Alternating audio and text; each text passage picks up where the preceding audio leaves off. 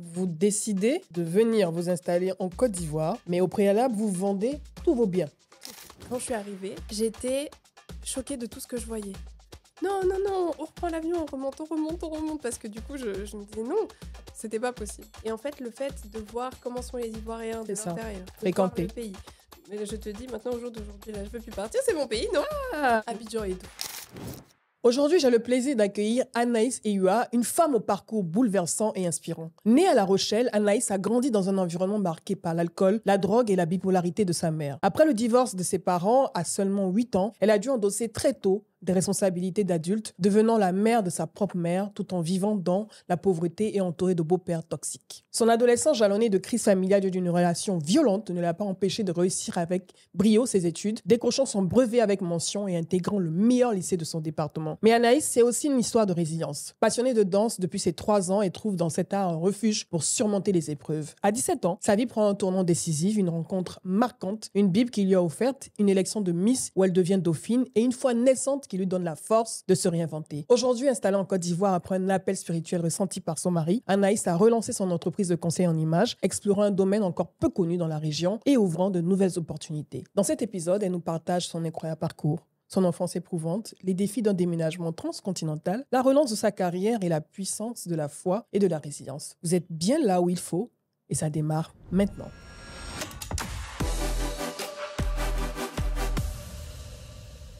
Bonjour Anaïs. Bonjour Edith, ça va? Oui, ça va et toi? Oui, ça va bien. Je suis contente d'être là. Et tu as toujours le sourire. Oui. Alors, tu es installée en Côte d'Ivoire, C'est ton mari et toi et vos 2 enfants Et notre chien, et votre chien, qu'on a ramené en France aussi. les a ramenés de France. Le pauvre l'a fait voyager aussi. Vraiment, elle n'a pas aimé du tout. Vous êtes installée en Côte d'Ivoire depuis juin 2023 et 2024, oui. Récemment. Alors, qu'est-ce qui... Je veux dire, déjà, comment s'est passée l'installation depuis juin 2024? Depuis juin, donc, quand je suis arrivée, c'était Ouais. la première fois que je venais en Afrique noire en général. Ah, c'était la première Ouais. fois. Le plus loin où j'étais allée, c'était en vacances et c'était en Tunisie. D'accord. Donc là, je suis arrivée, j'ai découvert. Un de mes cousins est venu me chercher à l'aéroport. Je ne m'y Mhm. attendais pas du tout. Mais j'ai compris après que mon père lui avait mis une sacrée pression pour qu'il vienne me chercher. Oui. Et puis, à ce moment-là aussi, j'ai rencontré la tante de mon mari. Mhm. Et j'étais choquée de tout ce que je voyais. Oh, on porte des choses sur la tête. Oh, Oui.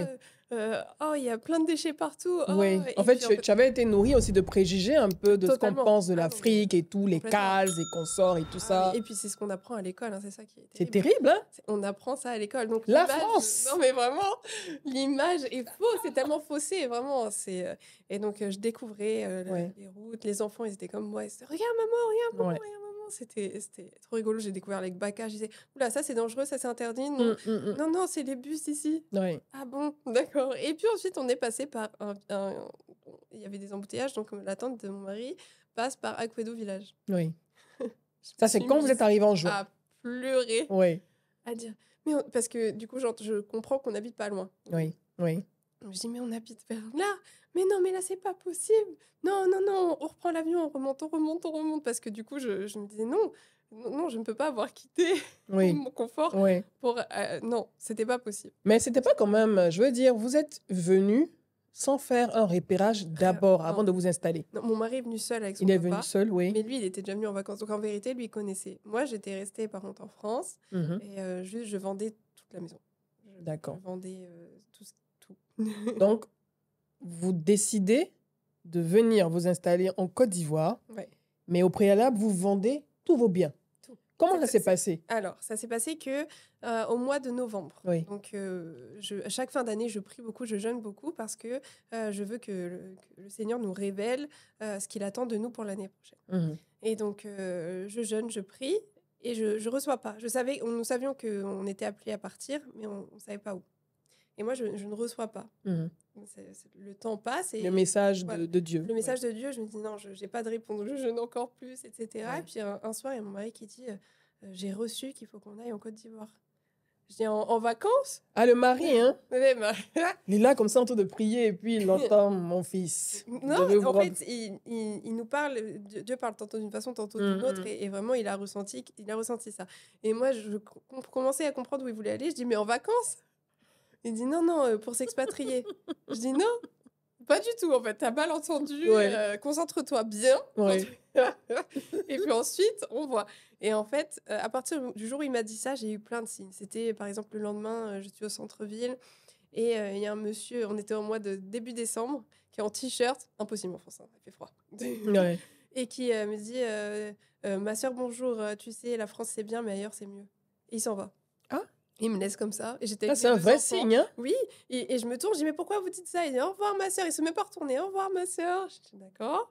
Le lendemain encore, je croise encore une personne, des similitudes. Je passe devant le cinéma pour emmener mes enfants voir ce qu'il y a comme film. À l'affiche, il y a Migration. Donc ça c'était mais En fait, Dieu était au taquet avec vous pour que vous Vraiment. veniez vous Vraiment. installer. Et ça devenait les signes en fait, ils devenaient oppressants. Oui. Jusqu'à un moment donné, j'ai dit ok Seigneur, si c'est ton plan, mais si vraiment c'est ton plan, Mhm. alors on va aller dans notre pays d'origine et découvrir ce pays. Parce que pour moi, en tout cas, je n'y suis jamais allée. Et à ce moment-là, tout s'est débloqué.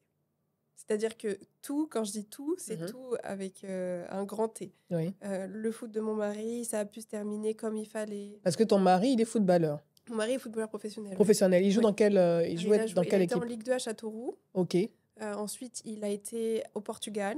d'accord. Ensuite, quand il est revenu en France, il est resté en National 2. Mais c'était un choix. Mhm. Et on s'est rencontrés lorsque j'étais Miss et que lui, il était footballeur. Un défilé, une rencontre incroyable. Mhm. En fait, il m'a retrouvée. Après, il a tapé Miss La Rochelle Ouais, sur Internet. Il m'a retrouvée. On va revenir sur votre rencontre. On a tout le temps. On va revenir sur votre rencontre.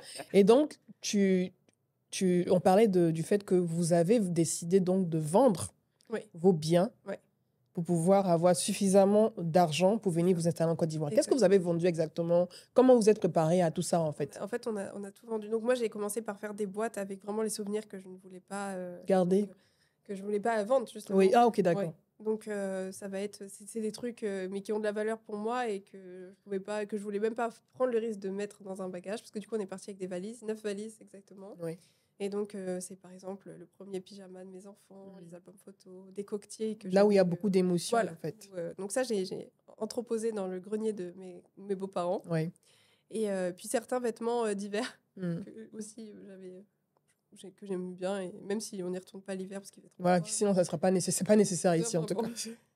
Non. Et puis voilà, donc des petites choses comme ça. Et tout le reste, j'ai vendu. Donc, mais c'est quand même, il y a 10 ans de notre histoire hein, Oui. qui sont partis en vente. Et en fait, on s'est dit, on rachètera ici, mais on va pas payer 11 000 euros Mhm. le transport en bateau. Pour que... Tout fait venir, ça Voilà. n'a pas de sens. C'est ça. Ouais. Enfin, pour nous, et puis ça faisait un sacré trou dans le budget quand même. Ouais. 11 000 euros, on en fait des choses avec. Ouais. Donc, et puis de remeubler une maison, ça coûte pas ce prix-là. Donc non, du coup, on a fait ça. Mhm. Et puis là, ça s'est enchaîné. On a commencé à aller de plus en plus vite. J'ai fermé mon entreprise au mois de mai, juste avant de D'accord. venir. Ok. Oui, juste avant de venir. Et puis là, après, on a décollé. J'ai eu la coqueluche, parce qu'évidemment, il y a... Ah, mais il y a toujours des mais non, attaques. il y a un vaccin non, contre la coqueluche, on se Oui, vaccine. bah Oui. mais il y avait une recrudescence de coqueluches en Waouh, France. Et puis ouais. évidemment, ça tombe sur nous. Hein. Et puis en plus, Ellie, à ce moment-là, était en repérage en Côte d'Ivoire. Oui, ton mari était déjà en repérage en Côte d'Ivoire. Voilà. En fait, il est venu du 1er au 21 juin. Mhm. Non, pas du tout. Du 1er au 15 juin. Oui. Et ensuite, il est revenu juste la semaine où on a finalisé les ventes, etc. Mhm. Et puis on est reparti une semaine après ensemble. Mais on a eu la coqueluche. Lui, il l'a pas eu. On a eu avec les enfants la coqueluche le mois du départ. Waouh. Double infection. À un moment, tu t'es dit, mais ça n'allait pas être possible. Non, de je savais que venir. c'était des attaques. Ouais. Je reconnais maintenant. À chaque fois qu'il va nous arriver quelque chose qui vient de Dieu, etc., on a des attaques. Donc on prie, on reste sage. Et vous êtes venu. Et on est venu. C'était ta première fois, comme tu l'as dit, en Afrique noire, C'est ça. alors que tu es ivoirienne. Oui, en fait, mon père est né à Zouenoula. Ok. Voilà. Aujourd'hui, mon père est vieux, hein, il a 71 ans, mais ça fait 50 ans qu'il n'a pas mis un orteil sur le continent africain. Le vieux aussi, hein. Ah, vraiment. Depuis 50 ans, tu es en France là-bas, tonton papa. Mais qu'est-ce qui s'est passé? Vienne, non? Oui, mais il faut qu'il vienne. Je veux dire, Vraiment. pourquoi en 50 ans, ton père qui est né en Côte d'Ivoire, qui a aujourd'hui 71 ans, qu'est-ce qui a fait qu'il n'a plus eu envie de revenir dans son pays d'origine, en fait? Alors, j'ai cru comprendre qu'il y avait plusieurs raisons. La première, c'est qu'il avait honte parce qu'il a laissé des enfants, 3 enfants que j'ai découvert, du coup. Ils sont beaucoup plus vieux que moi, mais moi, je pensais qu'on n'était que 4 filles. En fait, on est 7. Donc, tu pensais que vous étiez juste les 4 filles, Juste les mais 4 filles il y a 3 en plus en Côte d'Ivoire. Waouh! Donc, il avait cette honte-là. Ensuite, il avait promis à sa maman de continuer à s'occuper et à prendre soin de ses frères et sœurs. Ils sont quand même 23. 23! En fait, ouais. Et quand il est venu en France, ils se sont dit, ah, bah, c'est la réussite obligatoirement, apparemment. Et donc, ils l'ont plus pris pour une banque. Oui, c'est vrai qu'en général, dans certaines familles, lorsque tu t'expatries à l'extérieur, on te prend pour voilà, quoi, une poire, en fait. C'est ça. Oui. Et c'est très dommage. Et donc, du coup, ça a fait que... Ça te met de la pression C'est aussi. ça lui a mis une grosse pression. Donc, il n'a jamais voulu revenir parce que pour montrer... S'il revenait, il montrait juste que oui, en France, on souffre aussi parce que, ok, les salaires sont plus hauts, mais le coût de la vie est plus haut. En fait, voilà. il avait peur d'être confronté à ce qu'on pense qu'il a échoué, Voilà. en fait. Il voulait vraiment pas ça. Mais est-ce à dire qu'il avait vraiment coupé les ponts, pas d'appel téléphonique à sa famille ici et tout? Chaque mois, il envoie, et encore aujourd'hui, hein, à son grand âge, il continue à envoyer de l'argent à sa famille. Et à ses frères et sœurs. Voilà, à nous, à ses enfants, il n'en envoie pas forcément, mais à ses frères et sœurs, il en envoie parce qu'il l'a promis à sa maman. Et c'est vrai que mon père, il aimait beaucoup sa maman, comme tout garçon, hein, pour leur maman. Et donc, cette promesse-là, elle est décédée après, donc il la tient. Quitte à que lui, ça le mette en péril. En péril. Total, hein. Il préfère s'occuper de... Il prend soin de... C'est ça aussi, certaines réalités, on va dire, de nos contrées où... c'est vrai que la famille a beaucoup d'importance, mais il y a cet aspect où on vous considère juste comme une banque, en fait. Et vous sacrifiez, vous préférez vous sacrifier, en fait, pour le bien-être de vos frères et sœurs, quitte à ce que votre propre famille en pâtisse. Et il ne reçoit pas en retour. En retour, pas d'amour en retour. Non. Il y a beaucoup plus de demandes. On ne se demande pas comment il va, est-ce qu'il se sent bien vraiment. Et tout. Non, les appels, vraiment, à chaque fois qu'il a un appel, c'est pour demander l'argent. Voilà. Ou alors demander des objets, je veux un ordi, ça coûte cher. Ouais. En France aussi, ça coûte cher et non, ça fait un trou dans le budget, c'est pas possible. Donc des fois, c'est moi, je lui dis non, là, stop, papa, tu dois manger, tu dois payer ton essence, Jusqu'à mon papa, donc il était chef à la SNCF, c'était son métier. SNCF, ok. Oui, c'est les trains. Et en fait, quand il était à la retraite, il a continué à faire des ménages pour pouvoir continuer à subvenir aux besoins de ses frères et sœurs. J'ai dit, papa, tu es vieux, tu dois prendre soin de toi, tu as des problèmes cardiaques, tu as des problèmes de tension, tu peux pas... En fait, la retraite, c'est fait pour se reposer au moment où le corps est fatigué. Et donc, à ce moment-là, il a arrêté. Mais il continue quand même à envoyer de l'argent. Mais juste, je dis, papa, dose ta santé aussi. Mais je veux dire, ses frères et sœurs, ils sont vieux aussi. Oui, tout le monde pourrait travailler. Même ses neveux, tout le monde est plus vieux que moi, par exemple. Donc, il n'y a pas de... Oui, puis sinon, ils ont... Je dirais la plus jeune de ses sœurs dans la soixantaine. Hein. Waouh. Oui. C'est-à-dire qu'il y a ce lien d'interdépendance financier, affectif, ce lien toxique aussi, finalement. Et c'est dommage qu'en 50 ans, avec cette situation, il n'ait pas pu revenir dans son pays d'origine et tout. Et puis aussi, mon père a la mentalité... En fait, il a toujours vu... j'ai l'impression qu'il y a beaucoup d'Ivoiriens qui voient comme ça, la France comme étant l'Eldorado, un petit peu. Non, on voit plus ça. En tout cas, moi, je ne vois pas la France comme l'Eldorado. Tant mieux. Parce qu'il y en a plein qui voient ça. À chaque fois, je suis là, je leur fais une désillusion. Oui. Non, regardez. En tout cas, la mentalité, c'est en train de changer. C'est vrai, pour une certaine partie de la population, c'est en train de changer. C'est vrai qu'il y a toujours encore, pour certains, une partie de la population aussi, qui pense que l'Europe, c'est encore l'Eldorado et tout. Mais bon, avec l'accessibilité aux médias, à Internet, et le fait qu'on voit toutes les souffrances que les migrants rencontrent dans la traversée, dans le désert, la Méditerranée, les morts et tout, et la souffrance même de vivre en Europe aussi, les mentalités en tout cas sont en train de changer progressivement. Oui. Ce qui est une bonne chose. Vraiment, c'est une bonne chose. Et en plus, on a eu la plus belle CAN de l'histoire organisée en Côte d'Ivoire. Qui a été vue par plus de... En tout cas, la finale de cette CAN historique a été vue par plus de 2 milliards de personnes dans le monde.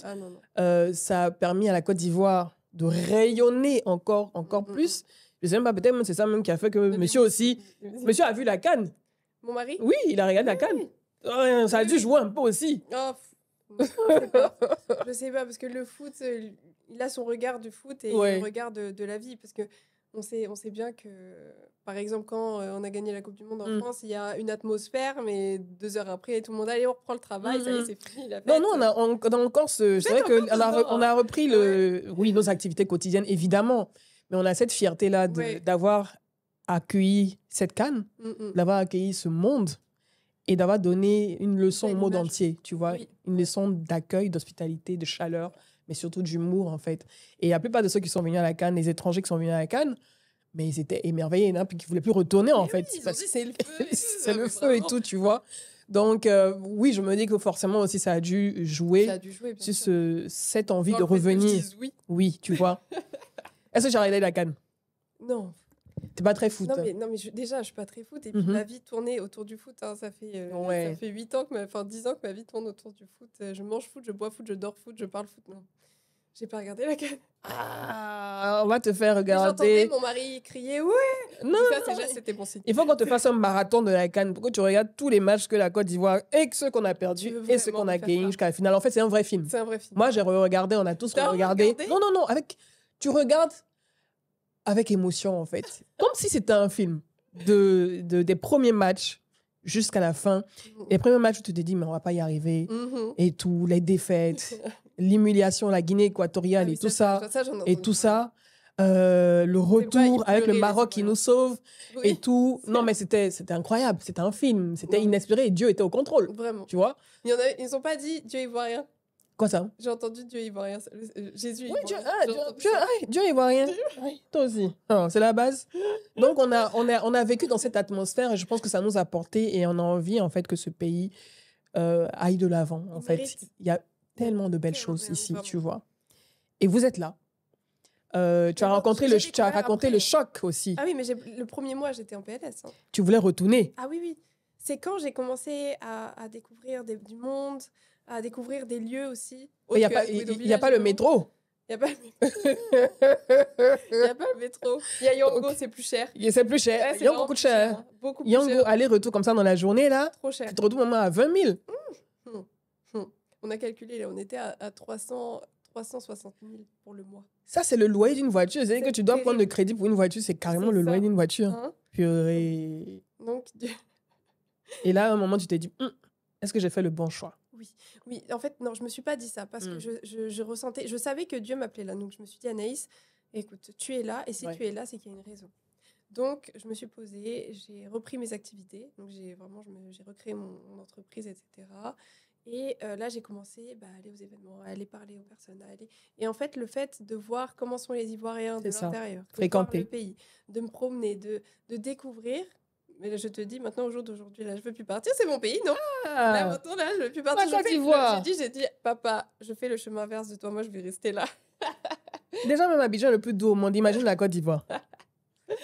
Akwa-Ba. Merci. Bienvenue chez toi. Ah, vraiment, merci. Ça fait quoi de retrouver ses racines? Parce que c'est clair que ton père a coupé les ponts. Est-ce qu'il te parlait régulièrement de ton pays pendant ton adolescence, ton enfance? Non. Très, très, très peu. Ou alors, il va me parler des membres de la famille qu'il aimait le plus. Mais sinon, très, très peu parce que lui, il s'est toujours considéré comme français et vraiment, il a cette mentalité. En fait, mon père, c'est un blanc qui est resté au soleil.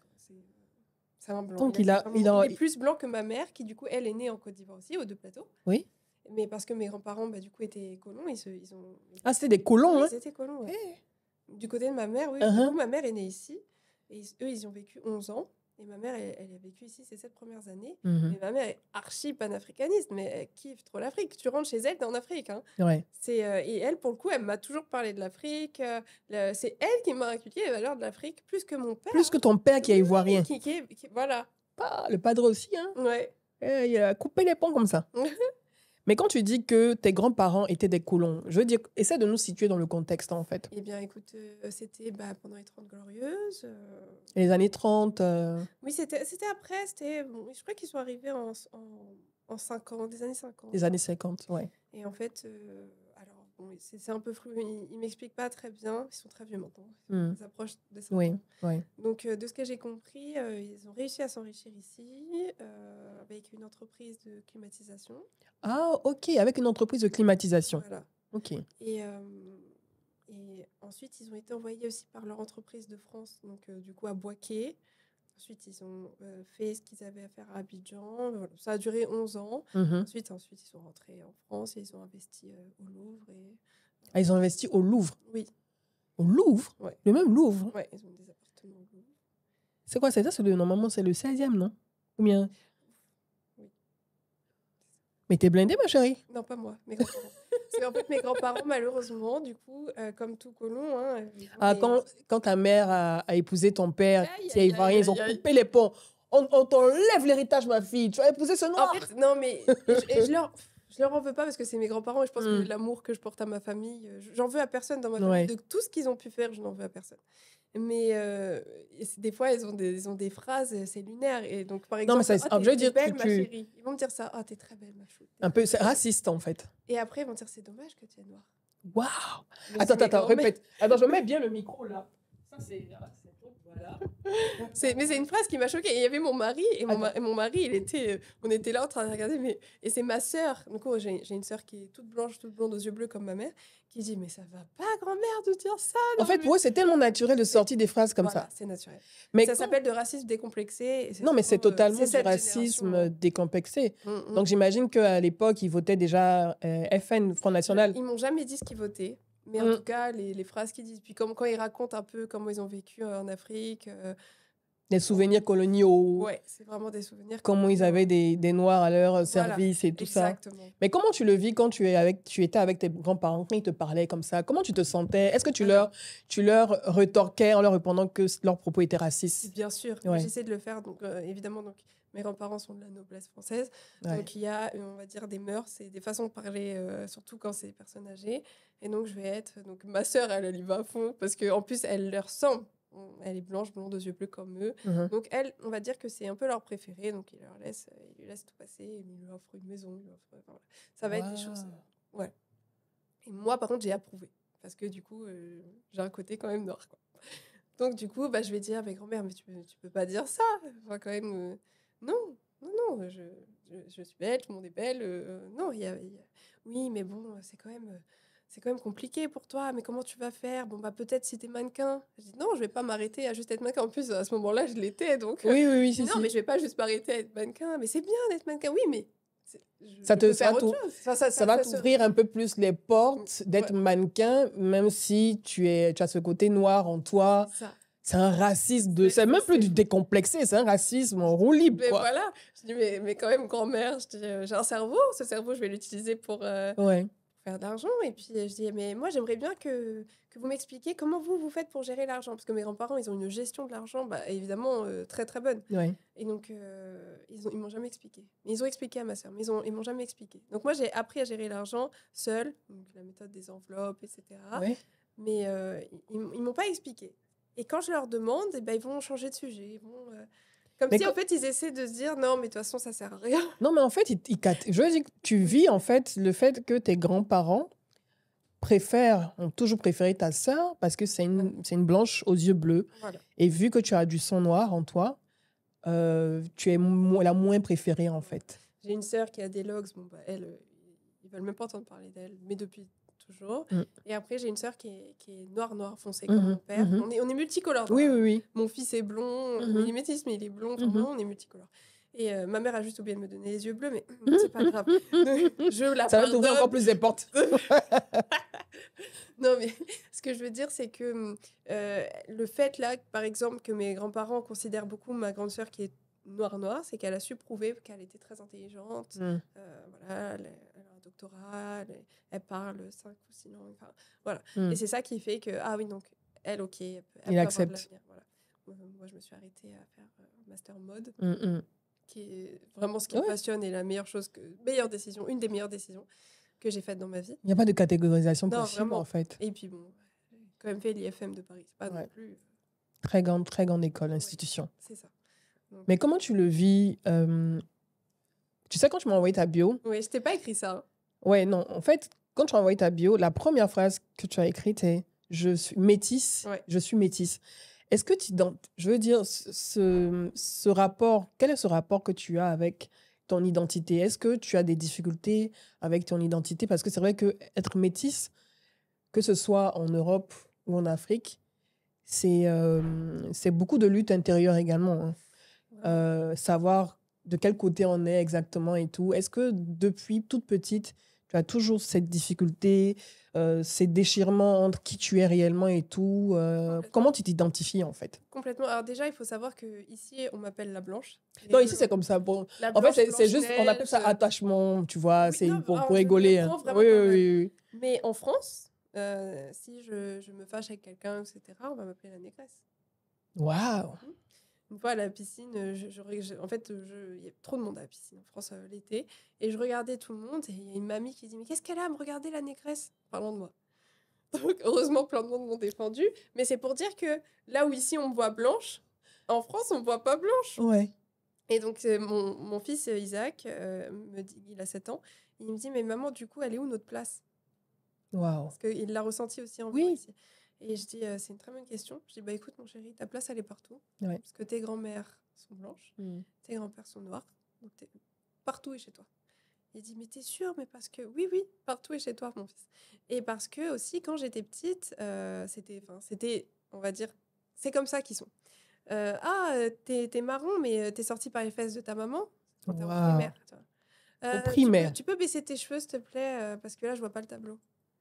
Non, j'ai un afro et moi je garde mon afro, il y a quoi? Il y a quoi? Donc en fait, c'est des phrases comme ça qui te touchent et tu te dis, bon, bah ok, bon, bah peut-être si je fais un défrisage, bon, bah peut-être en fait. Ça te Ah ouais, complexe en ouais. fait. Ah bah c'est vrai que ma mère aussi, elle a des beaux yeux. C'est vrai que ma sœur aussi, son teint de peau. Ouais, mais en même temps, elle devient rouge l'été. Ouais, mais quand même, j'aime bien. Et puis après, on a vu qu'être métisse, c'est à la mode. Être asiate, à des moments, c'est à la mode. Donc après, on s'est dit, ah oui, donc en fait, on est une mode. Ok, mais quand la mode, elle passe, on est quoi alors?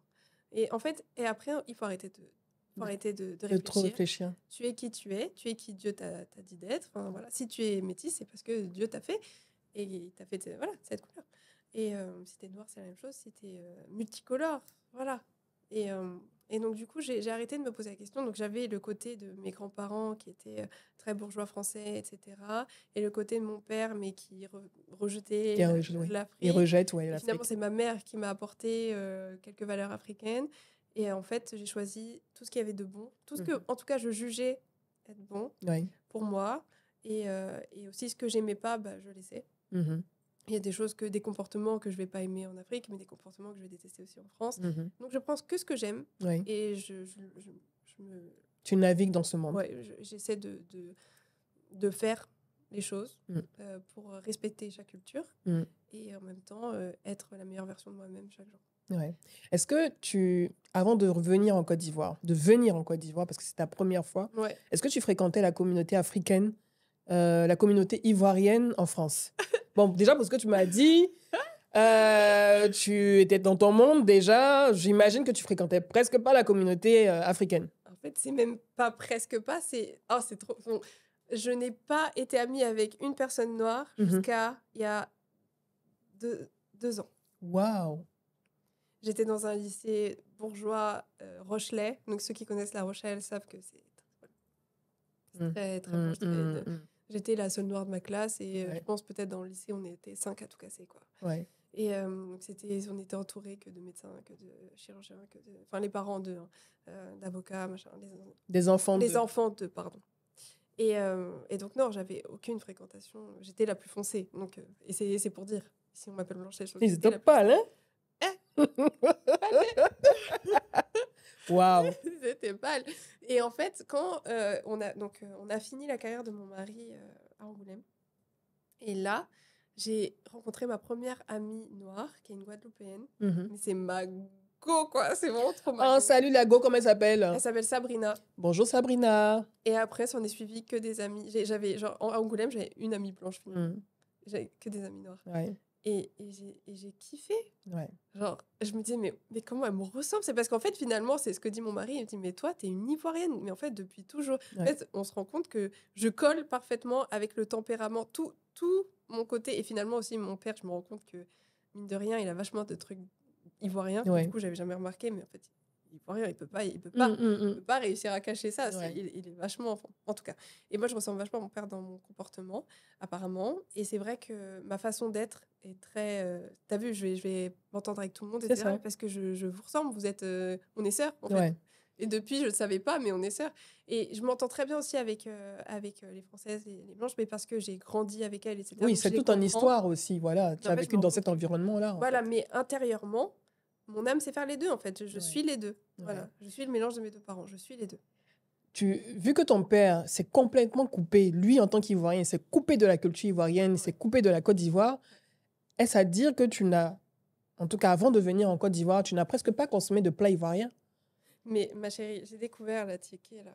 Et la loco. Grâce à mon mari. C'est mon mari, c'est le père de mon mari qui m'a fait découvrir. Avant d'arriver au moins en Côte d'Ivoire, mais c'est sur place que tu as découvert. Non, sur place, j'ai découvert des choses. Mhm, aussi, mais mhm. sinon, non, je ne connaissais aucun plat ivoirien. Mhm. Mon père, il cuisinait le mafé, mais le mafé, c'est pas ivoirien. Non, ma fait, c'est sauce arachide, non? C'est... Oui, Oui, c'est la sauce arachide. mais c'est Non, si, sénégalais, ça, on a ça ici. Non, c'est ivoirien C'est aussi. ivoirien aussi. Oui, D'accord, mais ça, c'est gars. c'est le seul plat que mon père Ok, fait. cuisinait. Voilà. Ok, Et le d'accord. couscous, pas du tout. Ouais. Donc, tu as goûté ça au moins, la sauce J'avais goûté, arachide. Voilà, la sauce arachide. J'aimais trop. Ouais. Moi, j'aimais trop. Mais la tické, je l'ai découvert du coup grâce à mon mari. La loco, j'ai découvert ça. Alors la loco, je pourrais en manger matin, midi, soir, nuit, petit déjeuner. Ah, tu as accro hein, à la loco. Yeah, mamie à la loco. Vraiment. Et cracro. Oh, moi, j'adore le craco. Oh là. Moi, le craco, je vais le dire même bizarrement, même plus que la loco. Ok. J'adore le craco. C'est trop trop bon. Bon, c'est trop Ouais. doux comme on dit. Ouais. Trop bon. Oh là là. Et donc, non, sinon, j'ai tout découvert ici. Est-ce La que... Cali, j'ai toujours pas goûté. Ah, il faut que tu goûtes le foutou? Foutou, j'ai goûté ici. Ok, d'accord. Et si mon mari m'avait fait goûter ça aussi. Son père, il faisait, mais c'est pas. Son père, il le faisait tout seul. Alors que là, c'est. Les filles, vraiment, elles font bien. Ouais. Et après, sinon, gombo, bon, je veux pas goûter. Ah, moi, j'adore le foutou sauce gombo. Ouf. Mais la texture. C'est trop bon. C'est ça, quand c'est bien gouillant. Tu vas t'habituer. Quand c'est bien gouillant, tu prends ça comme Et ça. en plus, on m'a dit, des fois, on met des escargots dedans. J'ai dit, bon, là, pardon. Bon, moi, par contre, j'aime pas les petit, escargots. hein, Oui. Dans 2-3 ans, on essaie. Ouais, mais en tout cas, on a la meilleure gastronomie au monde. La cuisine ivoirienne, la meilleure gastronomie au monde. Je discute avec personne. Et du coup, ton époux, il a fait un repérage en Côte d'Ivoire avant que vous veniez définitivement. Est-ce que toi, après l'appel que ton époux a eu et que toi, tu as eu également, l'appel de Dieu de venir en Côte d'Ivoire, est-ce que, après cet appel, quand tu as commencé à te dire, OK, c'est possible, on vient, tu as quand même allé sur TikTok pour voir un peu ce que les Ivoiriens produisaient comme contenu par rapport à la culture urbaine et tout ça. La culture, c'est vrai que les sons, etc. Parce que mon père, la seule chose qu'il a gardée de l'Afrique, c'est la musique.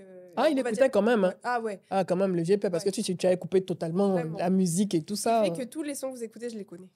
C'est qui, par exemple? Donne-nous des exemples. J'ai les sons, j'ai les chansons. Ok, d'accord. Je les mettais dans la voiture tout le temps et je kiffais trop. Ouais.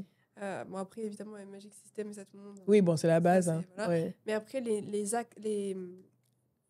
artistes, le nom, Ouais. j'ai pas. Par contre, tu me mets la chanson, je chante. Voilà. Tu peux fredonner. Non. J'ai honte. Oh là là. J'allais te faire un blind test. Hier, là, il a plu. Hein. Uh-huh. Il vira 3, là. Ouais. J'ai pas envie que ça recommence. On va faire le test après. Donc, il y a ce retour. Et ton époux aussi, il est ivoirien. Il est métis comme toi. Voilà. Donc, Et sa mère est française, Uh-huh. née en France. Né en France. Et son père est ivoirien, né à Monga, Ah. à l'épée. À Manga, à l'épée. Ouais. Donc, en off, je t'avais dit, quand tu m'as dit à l'épée, je dis, mais il est à Thiers. Là, tu m'as dit, non, il n'est pas à Thiers. Non, il est mon bateau. Il aime bateau. Ça, c'est rare aussi, un bâton.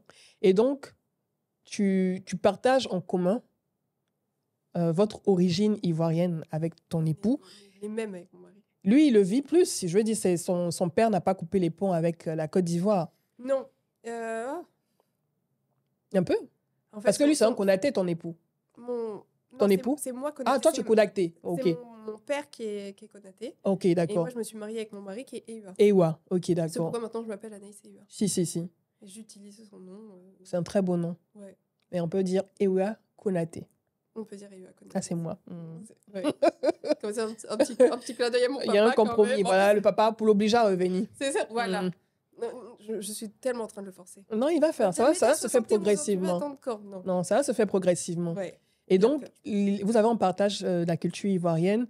Quand tu le regardes, toutes vos années et tout, comment tu penses que lui, il a vécu ses origines ivoiriennes dans son quotidien? Est-ce qu'il porte cette culture ivoirienne au quotidien depuis que vous vous connaissez? Déjà, il a plus été baigné dedans. Ouais. Il a plus été... Donc lui, par exemple, à l'inverse de moi, tous ses amis sont noirs. Et Lui, il est né ici? Non, il est Ok, né à il est né. Paris. Ok, à Paris. Enfin, à Saint-Cyr-l'École, Mhm, à pas loin de Paris. Et c'est Versailles. Vers Versailles. mhm. Et en fait, lui, à l'inverse, pour le coup, l'affinité, depuis toujours, c'est que avec Les Ivoiriens. les Ivoiriens, ou même Les Africains en Africains en général. général. Africains en général. Hein. Et puis, il a quand même évidemment quelques amis blancs, mais là, vraiment, il se sent hyper à l'aise. Ça a toujours été les Africains. Et ce qui est rigolo, c'est qu'il fait comme moi. Il prend ce qu'il aime de chaque partie et il en fait sa personne. Oui. Tu dis que... Ouais, vas-y. Mais c'est lui qui a... c'est vraiment lui, il m'a, on va dire, fait redécouvrir et fait aimer ce pays que personne, à part ma mère, m'avait saucé, quoi. Ouais. Tu vois? Ouais. Et lui, pour le coup, il est arrivé et puis il m'a dit, mais tu connais pas, mais non, mais c'est trop bien, non, mais ça, non, mais si. Oui, il y a des points négatifs, mais des points positifs. Et lui, non, vraiment, il aime la Côte d'Ivoire. Il a fait son passeport ivoirien. Parce que quand il était pro, il voulait être international ivoirien. Ah, oui. Ouais. Il aurait même pu jouer en équipe nationale. Ça, ouais. Oui. Et en fait, je ne sais plus pourquoi il ne l'a pas fait. Mais en tout cas, il était dans vraiment tellement il aime son pays. Voilà. Et il a fait un clip quand ils étaient petits avec ses cousins ici, là, à Yopougon. Ils ont tourné un clip où en gros il dit ici c'est mon territoire, je vais venir vivre ma vie. Enfin, c'est trop rigolo parce qu'aujourd'hui. Il y est, quoi. Il y est. Il vit son rêve ivoirien. Ouais. Il est dans la démarche de ce rêve ivoirien, en fait. Ah, mais tous les deux. On est vraiment. Au début, moi, vraiment, je venais découvrir et surtout, je disais, bon, Seigneur, tu m'appelles ici, donc c'est que tu as un plan pour moi. Et là, le puzzle commence à se construire. Et je dis, non, déjà, je kiffe trop le plan. Et je kiffe trop le pays. Donc, La Côte d'Ivoire. Ouais. La plus belle. On a parlé donc de ce retour, la transition. Vous êtes arrivé en juin. C'est vrai que ça n'a pas été évident. Fin juin. 22. Le palu aussi qui a touché l'un de tes fils, l'un de tes enfants et tout. Mais bon, il commence à se remettre. Un neuropalu très grave. Méningo-encéphalite. Wow. Et là, il réapprend à marcher. Et là, pour le coup, là, c'était le pire aquabas. Là, pour le coup, là, ça nous a fait vraiment peur. Et on a beaucoup prié. On a dit, non, Seigneur, c'est toi qui nous as amenés ici. C'est pas pour prendre notre enfant. Donc, on savait que c'était une attaque. Hein. Mais là, on avait besoin de la main de Dieu parce que là, dans notre petit, là... Il est resté à l'hôpital combien de temps? 2 semaines. 2 semaines, waouh. 2 semaines. Puis, évidemment, on n'avait pas d'assurance. Donc... Vous avez payé plein pot, hein? Ah! Dans une clinique en zone 4, dont on ne donnera pas le nom. Non, on donnera pas. Ça vous a coûté combien? Aïe, aïe, aïe. En euros ou en CFA? En CFA. Ça nous a coûté plus de 2 millions. Waouh! Mais ça a sauvé notre enfant. Donc, à partir de ce moment-là, ça aurait même pu nous coûter, bon, à la limite de nos économies, mais en tout cas... Hey. Tu as beaucoup prié à ce moment-là? Mais alors déjà, mon mari, en général, a les genoux toujours au sol. Et moi, je prie aussi tout le temps. Mais là, c'est jusqu'à, je croyais que le sol allait prendre nos genoux et garder avec lui. Non, on a trop prié. Et puis, c'était Isaac, donc mon fils, est très, très ailé. Et à chaque fois qu'il se réveillait, il disait « Maman, maman ». Je disais « Bonjour, mon fils, ça va? Est-ce que tu peux me chanter un louange ?» Et il se rendormait. Il est très, très pieux aussi. Très, très, très. À 7 ans? Ouais. Et puis après, quand il s'est réveillé, il a chanté, il a loué. Et il s'est levé sur la même chanson à laquelle j'ai eu le parler en langue. Ouais. Donc, puis il a son petit frère qui lui faisait plein de bisous. Tout à l'heure encore, ils sont quittés. Il a dit « Je t'aime, Isaac ». Isaac, il a dit « Moi aussi, je t'aime ». Enfin, ils sont fusionnels, les deux. Là là, depuis petit, à quel âge? Alors, j'ai accouché de Eden lorsque Isaac avait 3 ans. Puis j'ai allaité les deux 6 ans en tout, donc à la suite. Donc déjà, l'amour, là, c'est donné. Et eux deux, ils se sont toujours aimés. Isaac, vraiment, c'est un grand frère. Il prend soin de son frère comme si c'est son fils. Isaac, il a 7 ans et son petit frère, il a 3 ans, presque 4 ans, parce qu'en janvier, il aura 4. Ouais. Et eux, comment ils vivent ce retour, le retour de leurs parents, on va dire, en terre ivoirienne? Donc Isaac, le grand, il est en PLS, il n'en peut plus, il n'aime pas l'Afrique, il n'aime pas la Côte d'Ivoire, il n'aime rien, et puis la France lui manque. En fait, il repense à tous les souvenirs. Oui, il n'a pas vécu ici, il n'y a pas eu de vacances, et c'est vraiment directement, brutalement. C'est ça. Tous ses grands-parents sont en France, ses oncles et ses tantes sont en France, ses cousins et ses cousines sont en France. ses copains sont en Oui. France. Et tout ce qu'il aimait faire en France qu'on ne peut pas faire, les balades en vélo, sinon on peut aller à Signy, mais c'est loin. Ouais.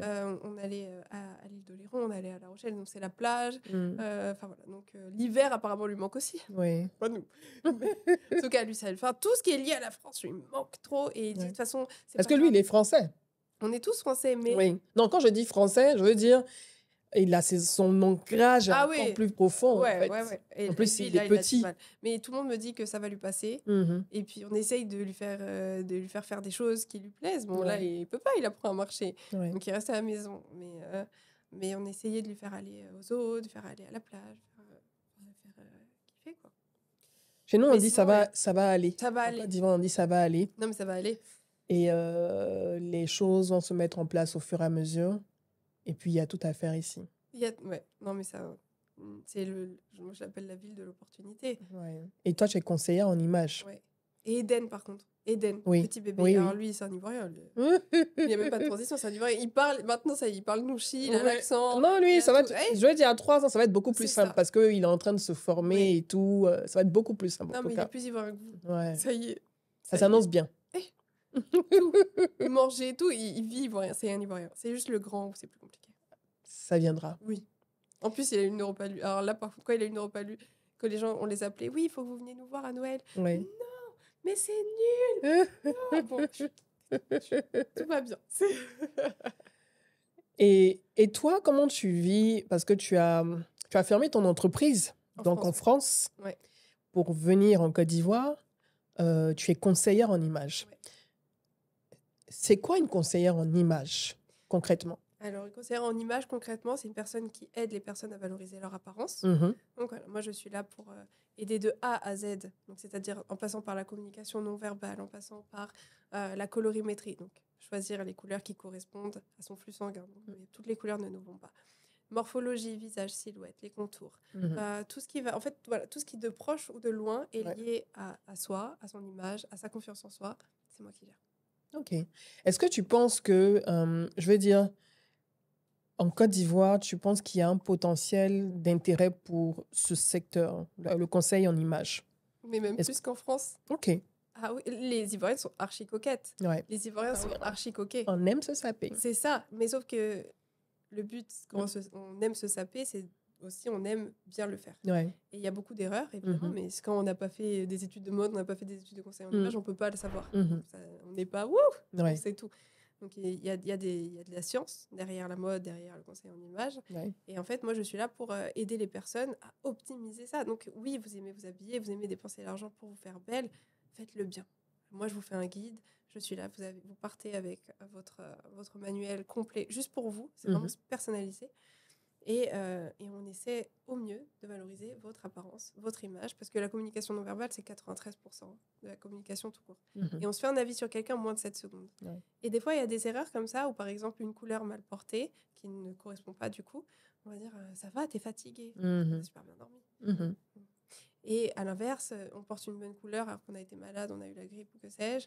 Waouh, mais tu es rayonnante aujourd'hui. Oui, mais ça, c'est les couleurs que je porte. Donc, si on sait tous ces points-là, on connaît les outils de correction, on connaît les illusions d'optique, etc. En fait, voilà, notre image est parfaite, donc on la parfaire. Et puis à ce moment-là, même par rapport aux professionnels ou au personnel, on s'ouvre des portes, on se sent mieux. Et ce que je faisais en France, c'est parce que du coup, j'ai fait mon master en spécialité. D'accord. Donc la spécialité, c'est la spécialité conseil en image pour les personnes atteintes de maladies. Donc j'ai les deux, conseil en image et la formation aussi, conseil en image pour les personnes atteintes de maladies, notamment les femmes atteintes de cancer. Oui.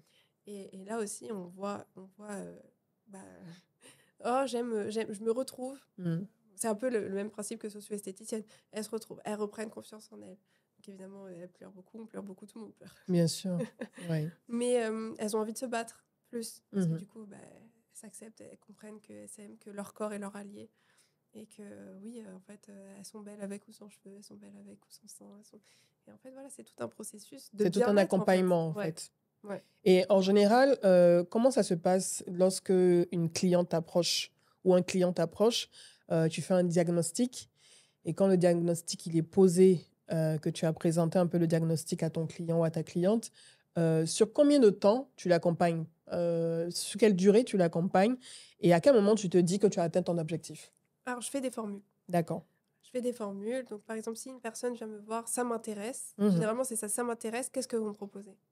Donc, moi, je propose des formules. Donc, du coup, soit la colorimétrie, soit l'analyse morpho-visage, etc., etc. Il y a toujours la base. La base, c'est l'analyse stylistique, l'analyse colorimétrique et l'analyse morphologique. Mhm. Ça, c'est hyper important parce que c'est les accessoires qu'on porte. Quelles Oui. lunettes selon notre morphologie, quelle coupe de cheveux, quelle couleur de cheveux selon notre morphologie, notre colorimétrie et notre style, etc. Mhm.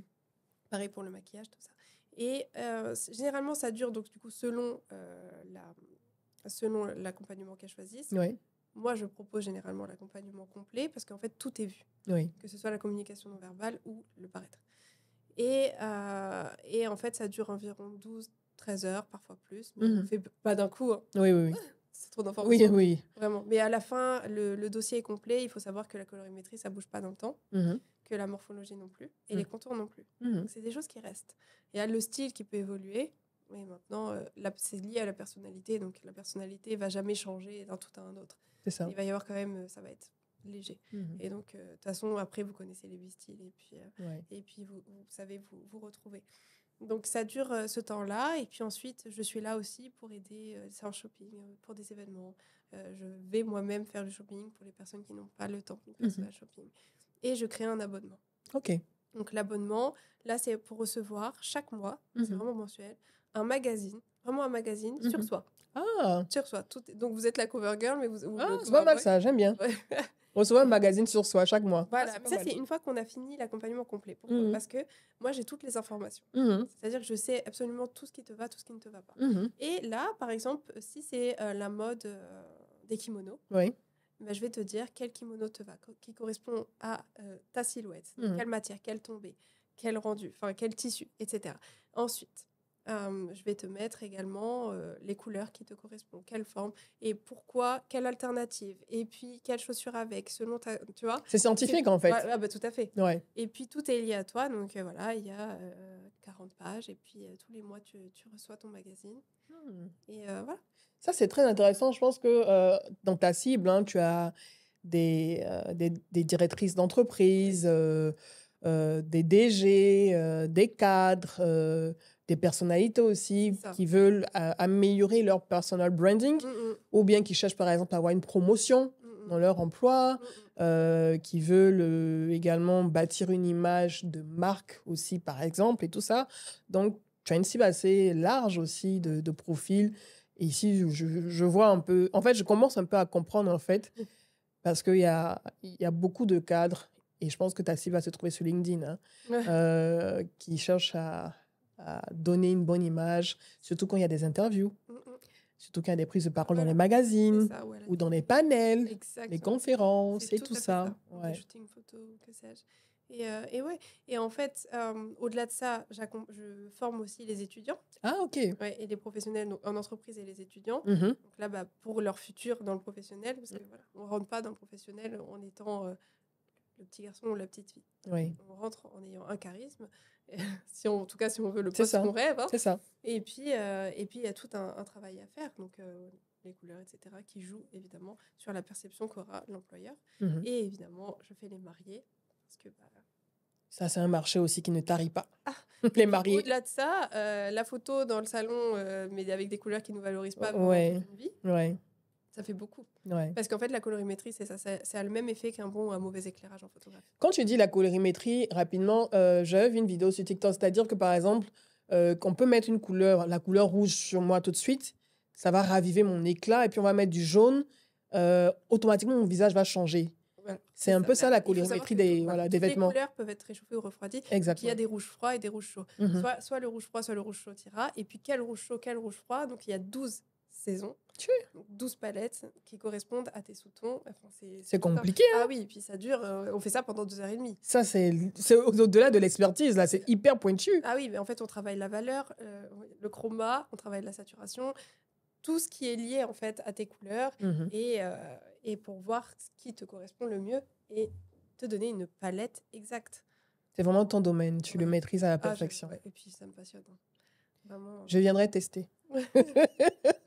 Là, j'étais contente. Il y a Elle qui m'appelle. Oui, Elle le magazine Elle. Côte d'Ivoire. Voilà. Là, par exemple, on a fait le stylisme pour la cover girl de décembre. Ok. Je sais pas qui c'est. Ah, de savoir. Et c'était top. Ouais. C'est tout à fait mon élément, en fait. Oui. Donc, Mais on te souhaite une... je dois accompagner les Miss Côte d'Ivoire à partir de l'année prochaine. Ah, bravo! Waouh, mais ça, c'est une belle nouvelle, ça. Ouais, génial. Mais tu vois, ton rêve ivoirien est en train de se profiler, hein. Le puzzle. Le puzzle est en train Non, de mais se mettre en place vraiment. et tout. Moi, franchement, il faut pas m'oublier, hein, quand Non, tu vas... vraiment. Mais je Pas oublier que tu es préviens- passé je par préviens ici. déjà les auditeurs, toute attaque de l'ennemi est nulle et sans effet. Pardon. Non, mais Non, je suis- Alors, tu as parlé de Miss. Mhm. Tu as été Miss à un moment donné dans ta vie. Comment ça s'est passé? Alors là, Et Miss de quelle région et tout? De Voilà. La Comment, Rochelle. comment tu es devenue Miss, en fait? Miss La Rochelle. Et en quelle fait, année? C'était en 2016, Ouais. 5 mars 2016. On peut pas oublier. La Rochelle, tu peux nous la situer? C'est en Charente-Maritime, donc bord de l'Atlantique. C'est quoi? une ville C'est à extrêmement connue l'est pour les ou à l'ouest? francopholies. Non, c'est à l'ouest. À l'ouest Ouais. de la France. Voilà. Ok, d'accord. C'est ça, c'est là où il y a Royan, Bordeaux, etc. Mhm. En fait, c'est juste au-dessus de Bordeaux. Ok. Voilà. Donc là, il y a l'île d'Oléron, il y a l'île de Ré, très connue l'île de Ré. Oui, je connais pas l'idée de rien. Toutes les stars vont là-bas. Johnny Depp a une maison là-bas. Il y a pas besoin de- C'est pas vrai. Et puis, non, voilà, c'est une très très belle ville, très connue en tout cas à l'international. Et puis là-bas, il y a les francopholies, il y a beaucoup d'événements, et beaucoup de Parisiens qui viennent y vivre. Ok. Parce que c'est à 2h30 en train, Mhm, maintenant avec la ligne grande vitesse. mhm. Et avant, c'était 4 heures. Et puis c'est très agréable. Ouais. Balnéaire, hein, donc c'est Mhm. très très agréable. Et puis, je dis pas ça parce que c'est ma ville de cœur. Hein, Ouais, non, j'imagine. c'est- J'imagine. Je suis née à Niort, mais j'ai grandi à La Rochelle à partir de mes 10 mois. Ouais. Donc c'est tout comme... mes souvenirs sont à La Rochelle. Et puis jusqu'à que mon mari vienne m'enlever de La Rochelle quand j'avais 17 ans. C'est ça. Voilà. Et quand tu as été Miss? Voilà, donc pour être Miss, en fait, ce qui s'est passé, c'est que j'ai reçu la Bible. Une semaine après, donc j'ai lu pour la première fois la parole. Ouais. Attends. C'est vrai que mon invitée est très croyante. Ouais. Très croyante. Ouais. Et vous l'avez remarqué, dans tout l'épisode, on a parlé de Dieu, de l'appel, de spiritualité. Et là, tu me dis qu'avant de t'inscrire au concours Miss France, tu as reçu la Bible. Voilà. Donc, c'est comme s'il y avait un avant et un après. Vraiment. Qu'est-ce qui s'est passé quand tu as reçu la Bible? Donc il faut savoir, donc comme tu l'as dit, donc j'étais dans une famille vraiment, on va dire très toxique. J'étais avec un copain très violent, verbalement, physiquement, enfin vraiment Possessif, ah là violent. là, c'était Ouais. catastrophique. Moi, j'étais dans la drogue. Comme Mhm. prenez l'exemple, en fait, j'allais vers le chemin Ouais. de ma mère, qui elle est devenue comme ça parce qu'elle a vécu des choses horribles dans son enfance, mais en tout cas, elle est devenue comme ça après. Moi, j'ai pris son exemple parce que je vivais avec elle. Oui, parce que tu vivais avec C'est elle, tu ça. t'occupais d'elle aussi. C'est ça. Et en fait, j'ai commencé à apprendre des choses quand j'avais peut-être, 13 ans, 13 ans. jusqu'à mes 17 ans. Waouh! Tu as commencé à prendre de la drogue à 13 ans. Ouais. Parce Et que ta pourtant, mère, j'ai ta comme- mère, j'ai ta fait mère mes- laissait. Je veux dire, ta mère était consommatrice, en fait. Ah Elle non, était mais mon toxico. copain toxique, c'est avec lui que j'ai fait ça. Ton pote. Mon copain. Ton copain, oui. Ouais. Ouais, celui qui était Oui, toxique. oui, violent, oui. tout ça, c'est avec lui que j'ai fait ça. Non, mais c'est horrible. Mais en fait, je veux dire, c'est pas de ta faute. Hein. Non. Je veux dire, tu as vécu dedans et tu étais hyper jeune. Ouais, C'est hyper jeune. 13 ans, tu es encore un bébé, en fait. vraiment. Non, vraiment. Non, mais en fait, ma mère était laxiste parce qu'elle pouvait, voilà, elle n'arrivait pas à gérer ses maladies, à gérer la maison. Donc, c'était moi, en fait, je faisais ce que je voulais quand je voulais. J'étais. Tu as toujours connu ta mère bipolaire? Oui, mais on va dire que là, quand mon père est parti, il y a eu vraiment un avant-après. Ah, ils sont séparés Ouais, quand j'avais 8 ans. quand tu avais 8 ans. Ouais. Et en fait, l'année où mon père est parti, mes sœurs sont parties. Avec lui? Non, une est partie en Angleterre faire ses études, l'autre est partie. Elles sont parties. toutes Ah, tu faire étais leurs tu étais la plus jeune. études. Je suis la plus jeune de tout le monde, là. Je suis Wow. des 7, du coup. Ouais. Et ben, je suis la plus jeune, ouais. Mm. Mais de beaucoup. Celle qui est avant moi, elle a 11 ans de plus que moi. Waouh! Ah, c'est un grand écart. C'est ça. Donc, j'étais seule avec ma mère. Et j'ai tout géré. J'allais faire les courses. J'avais 8 ans, j'allais faire les courses. Je faisais le ménage. Je gérais mon grand-père. Donc, l'avait mis sous tutelle. C'est lui qui gérait ses comptes. Mhm. Il m'envoyait moi, mais marcher des 50 minutes, etc., juste pour aller retirer de l'argent pour elle. À 8 Chaque ans. semaine, ouais, c'était ça jusqu'à mes 15 ans où j'ai dit non, là, ça y est. Oh, débrouillez-vous, prenez le bus, pardon. J'en veux plus, c'était trop. C'est-à-dire que tu as dû avoir des responsabilités J'étais une adulte. d'une personne adulte. Ouais, Quand tu avais 8 ans, Ouais. tu as dû gérer les crises de ta mère. Ouais, les tentatives de suicide. Et qui a glissé les tentatives de suicide. Ouais. Elle a glissé dans la drogue aussi, avec sa maladie. Elle était déjà un peu... C'était vraiment abusé. Et puis, elle a tiré à elle. Il y a ça aussi. Ça compte pour le fait que... Pourquoi je ne traînais pas beaucoup avec des Africains, Ouais. c'est que les personnes qu'elle avait... Vous avez compris, ma mère était Ouais. tirée par l'homme noir. Hein. Ouais. Et en fait, les personnes qui venaient à la maison étaient des personnes extrêmement toxiques, sans papier. Mais au-delà de ça, dangereux. Ouais. En fait, c'était un combo de choses dangereuses. Oui. Donc, ils ne sont pas reconnus. Donc, s'il nous arrive un problème, on ne sait pas qui c'est. Oui.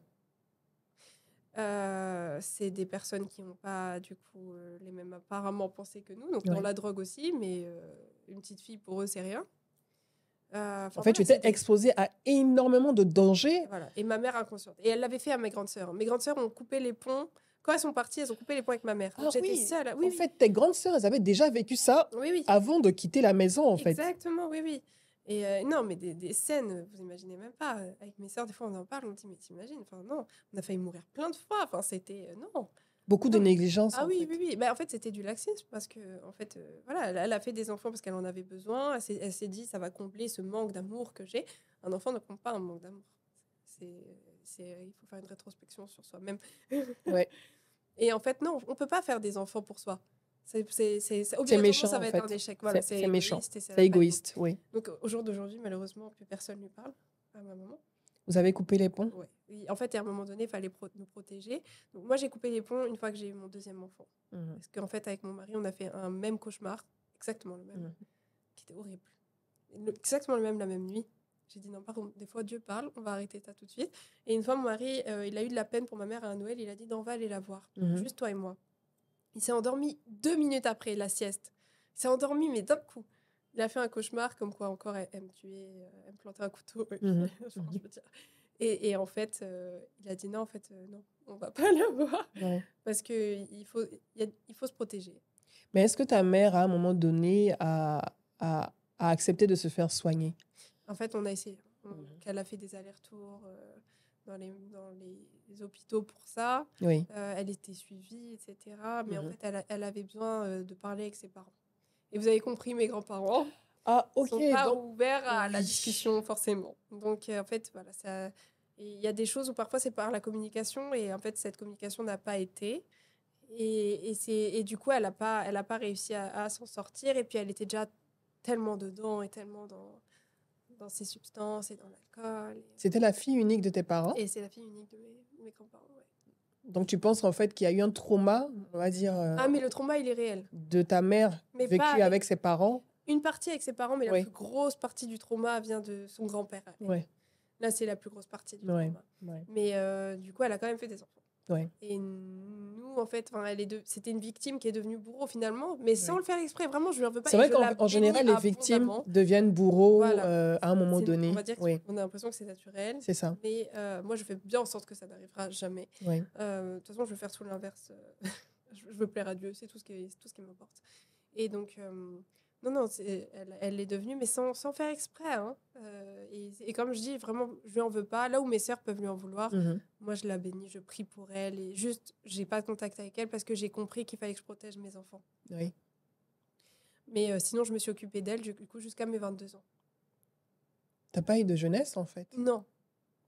Et en plus, je me suis mariée à 18 ans et j'ai eu mon fils à 19. Waouh. Tu t'es mariée tôt? Oui. Quand l'évidence frappe à ta porte, ma chérie. Non, je me suis mariée tôt. Oui. Ouais. Mais c'était un très bon choix. Meilleur choix. Mon mari. Ouais. Et du coup, on en revient... On a fait une grande digression. Oui, mais c'est vrai, c'était nécessaire.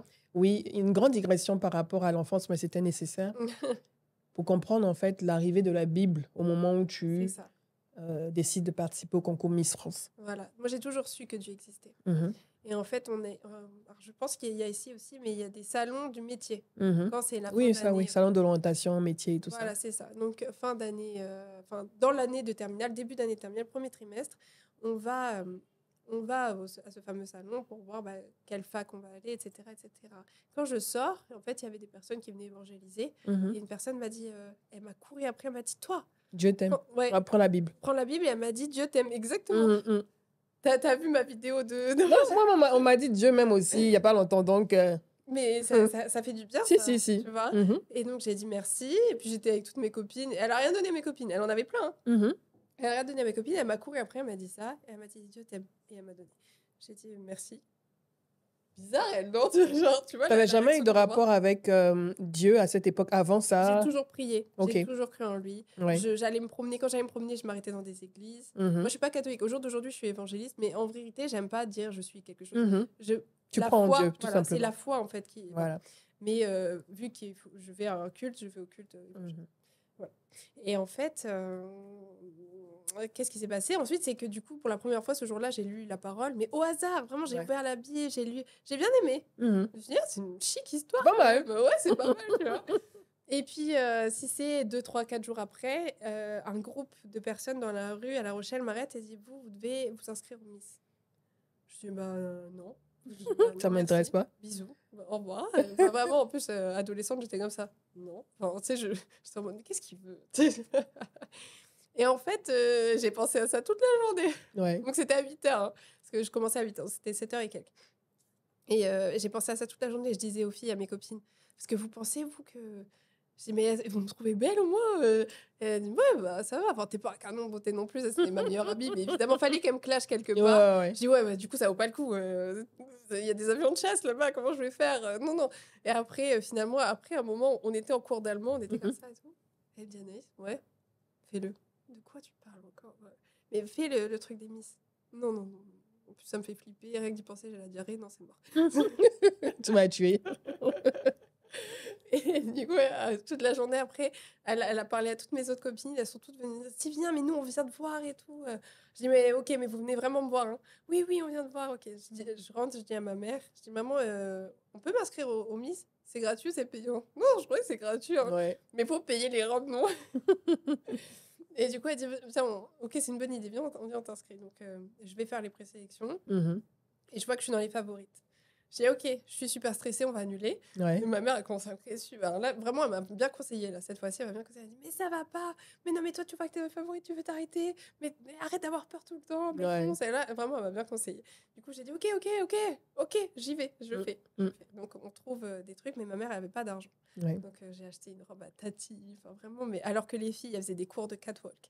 Elles avaient des robes prêtées par les créateurs. Ouais. Elles en étaient à leur 5e compétition. Enfin, Ouais. j'étais en mode non, mais là, c'est Là, j'étais l'outsider. Ouais, Ouais. là, j'étais en mode, il n'y a aucune chance. Elles arrivent avec des fossiles et tout. Moi, j'ai vu que dans les règlements, c'était interdit. Je suis pas venue avec. Les autres, elles sont venues avec. J'ai dit, bon, d'accord. Je suis venue avec mes cheveux crépus. Ouais. Enfin, bon, voilà, t'as compris. Donc, j'avais plein de blondes aux yeux bleus à côté de moi. Je me suis dit, non, mais c'est mort. On est à La Rochelle et tout, c'est mort. Et en fait, finalement, bah, non. Ça a été élu. Ça a été, oui. Donc, La grande surprise. ouais, c'est incroyable. Et 2 semaines après, en fait, quand j'ai été élue, donc le soir, je rentre, j'avais mon appartement. Parce que moi, du coup, le juge m'avait mis en internat. Parce que du coup, évidemment, toute cette histoire était passée. Oui, parce que ton grand-père avait la tutelle de ta mère. Mon grand-père avait la tutelle de ma mère financière, mais ça, c'était pas le problème. Le problème, c'était mon beau-père. Ah, ton beau-père, oui. Que j'ai dénoncé. On va en revenir à là, après le concours Miss. Et donc, du coup, j'avais mon appartement. Ton appartement, oui. Donc, je rentre et je vois qu'il y avait mon copain toxique là. Et j'étais en mode, non, mais en fait, non. Là, j'ai commencé. Là, en fait, quand j'ai été sacrée, j'ai commencé une nouvelle vie. Donc, non, ça va pas aller. Ouais. Et donc, sauf que je pouvais pas le quitter. Si je le quittais, il me tuait. Ouais. C'était pas compliqué. Je pouvais pas. Donc, il fallait que je trouve tout un truc. Et en fait, Dieu a fait les choses par lui-même. Et il a rencontré une fille qui lui a plu. Et donc, du coup, Dieu merci. Non. Et du coup, j'ai tellement pris cette occasion. J'ai dit, non, mais si elle te plaît, faut y aller. J'enlève mon pied dedans. Mon frère, vas-y. J'ai dit, par contre, je me suis dit, bon, la pauvre, mais bon, j'espère qu'il va changer, mais sinon, la pauvre. Ah, c'est son problème, c'est pas ton problème. Je me suis dit, elle a voulu venir le chercher. Bon. Voilà, c'est son problème. Il part. Donc, j'ai pris mes affaires, j'ai quitté. Parce que je savais qu'il allait avoir des galères sur qui garde. Ouais. Je m'en vais. Ouais. Je retourne chez ma mère, mais je me rends compte encore plus que ma mère. En fait, ça a commencé vraiment à. C'était une descente aux enfers, en fait. Ah ouais. Non, mais déjà depuis. Ouais. Pardon, je m'étouffe. Déjà depuis, c'était une descente aux enfers. Ouais. Et là, je voyais que je pouvais pas rester longtemps chez elle parce que j'allais serrer. J'en pouvais plus. Ouais.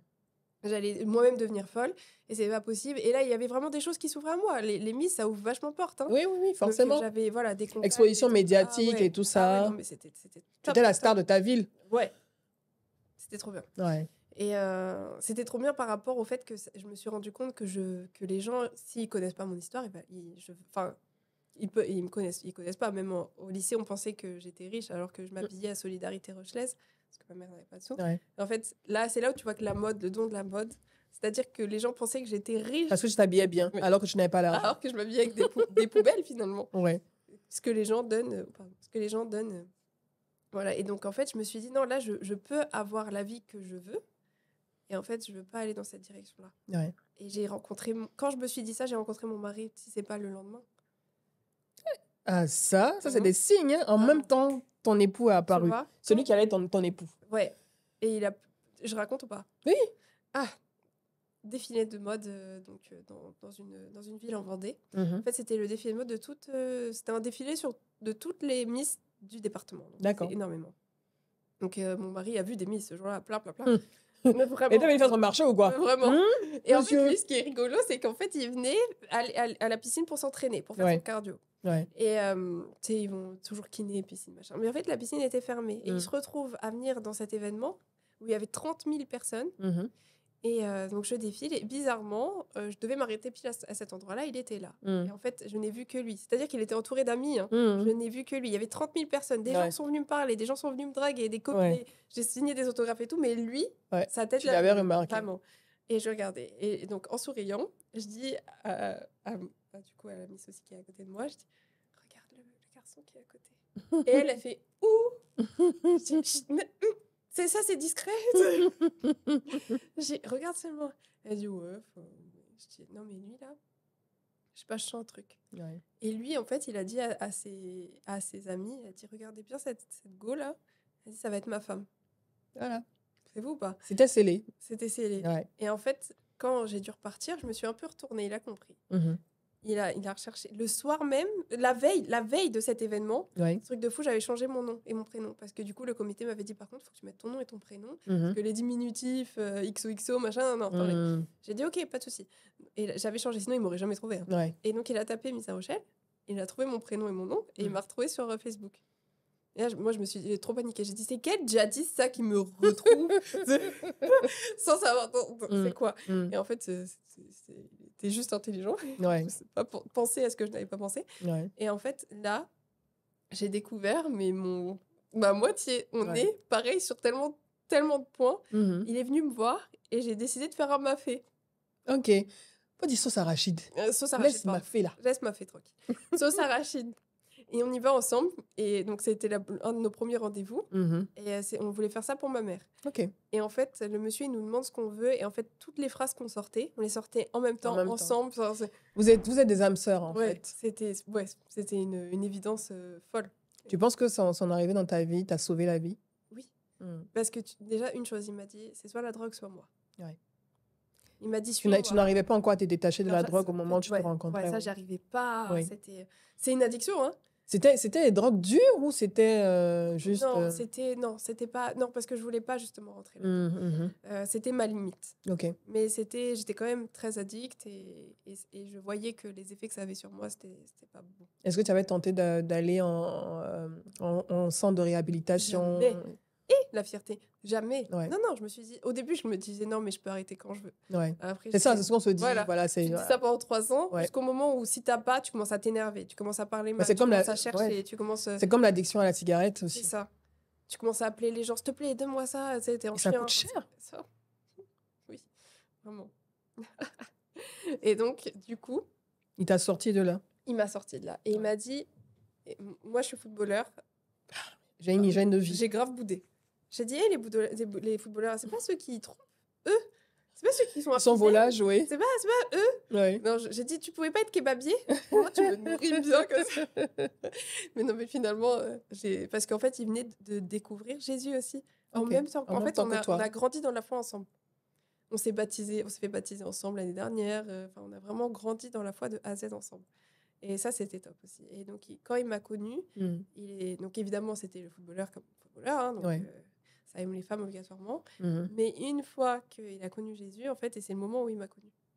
Et vous avez cheminé ensemble Jusqu'à jusqu'à présent et jusqu'à cet appel pour revenir en Côte d'Ivoire. Et comme Dieu sait bien faire les choses, vous êtes ivoirien également. Vous avez vos origines ici. Et c'est un retour en terre natale C'est ça. que vous avez fait Ouais, jusqu'à présent. ouais. Et au-delà de ça, oui, tu as ce passage dans le concours Miss France, Miss La Rochelle et tout. Et comme par hasard, hein, il y a des Miss en ce moment T'as vu? en Côte d'Ivoire Je les ai même pas vus. qui... non, mais on les voit sur les réseaux sociaux et tout. Voilà, une opération de nation branding, voilà, de la Côte d'Ivoire Ouais. avec leur passage en Côte d'Ivoire pour attirer encore plus de touristes en Côte d'Ivoire et puis voilà, faire rayonner le pays. Ça a fonctionné. Et moi, je reçois aussi une ancienne Miss. C'est vrai? Mais c'est toi, Miss La Rochelle. Ah bah Oui, Ah bah oui. bah oui. Ouais. Tu as oublié? Comme par Je pensais hasard. que tu parlais d'une des filles qui est là. Ah non, non, non, non, non. En fait, non, je veux dire, je fais le parallèle entre leur oui. présence Et et oui. le fait que tu es une C'est ancienne vrai. Miss et Miss La Rochelle et tout, Ouais. et tout ça. Et on va dire que tout se passe bien, mais je veux revenir rapidement sur le passage. Tu as parlé de... Quand je t'ai présenté, il y a ce passage également sur tes beaux-pères. Tu en as eu combien de beaux-pères? Ouf. Écoute. J'en ai eu 3 vraiment problématiques. Ok. Ah, il y en a plus. Oui. Waouh. Ouais. Non, mais mes parents sont très beaux physiquement. Mhm. Et donc, ils plaisent beaucoup. Oui. Et donc, voilà, ils plaisent beaucoup. Donc, ils y Mm. vont. Donc, ouais. Non, mes parents plaisent beaucoup. Je te montrerai des photos. Ils sont très, très beaux. Et du coup, j'ai trop... Mais le beau-père le plus problématique, du coup, que j'ai énoncé, Mhm. lui, il était trop grave. C'était un Mauritanien. Mhm. Et donc, il était venu en bateau aussi, enfin, Mhm. tout ça. Et donc, déjà, il avait vécu des choses dures. Pour moi, quand tu fais ça, tu dois avoir un suivi psychologique derrière. Parce que La déjà, traversée. tu vois des ouais. choses, tu vis des choses, Ouais. c'est dur. C'est pas Des traumatismes. C'est ça. À notre église en France, il y avait une fille qui avait... Sa mère pensait faire bien en l'envoyant. Et en fait, elle a fini par être esclave en Tunisie pendant 7 ans, atterrir en Italie pour après finir. Waouh! Enfin, vraiment, des parcours. Pour moi, il faut être suivi après. Traumatisant. Horrible. Horrible. On voit des morts, on voit Ouais. des... Hey, hey, hey, wouh. Déjà, nous, en tant que personne juste qui voit ça aux Ouais. informations, on est en mode... Mais c'est horrible. Il faut qu'il y ait des gardes dans l'eau pour pouvoir les aider. Il y a des Ouais. enfants qui flottent là-haut. Ouais. C'est quoi? Non. Voilà. Mais non, ce monsieur-là, malheureusement, avait pas un bon cœur. Ouais. Et en fait, il squattait chez ma mère. Bon, après, évidemment, il ne pouvait pas travailler, etc. Donc ça, à la limite, on te donne. Ouais. Tu as besoin, on te donne. Ouais. Ne viens pas toucher aux enfants, ne viens pas toucher aux gens comme ça. Et en fait, cette personne, donc aussi, c'est lui qui a fait le plus plonger ma mère dans la drogue. Wow. Et il l'utilisait pour tout. Il l'utilisait pour tout. Et puis un jour, un des 3 là est rentré dans ma chambre. Et ma mère a dormi. Et donc en plus, elle a un traitement. Les traitements pour les bipolaires sont très forts. Ils t'endorment, mais t'assomment en fait. Oui. Et il peut y avoir même un volcan qui est en éruption à côté là. Va pas réagir. Elle n'entendra pas. Ouais. Et donc en fait, il rentre dans ma chambre. Donc je savais que ça servait même à rien de crier maman au secours et à rien. Tu avais quel âge? J'avais peut-être, si c'est pas 11 ans. Non. Et dis-toi, à 18 ans, tu te marieras avec moi. J'ai dit, c'est écrit, c'est prévu.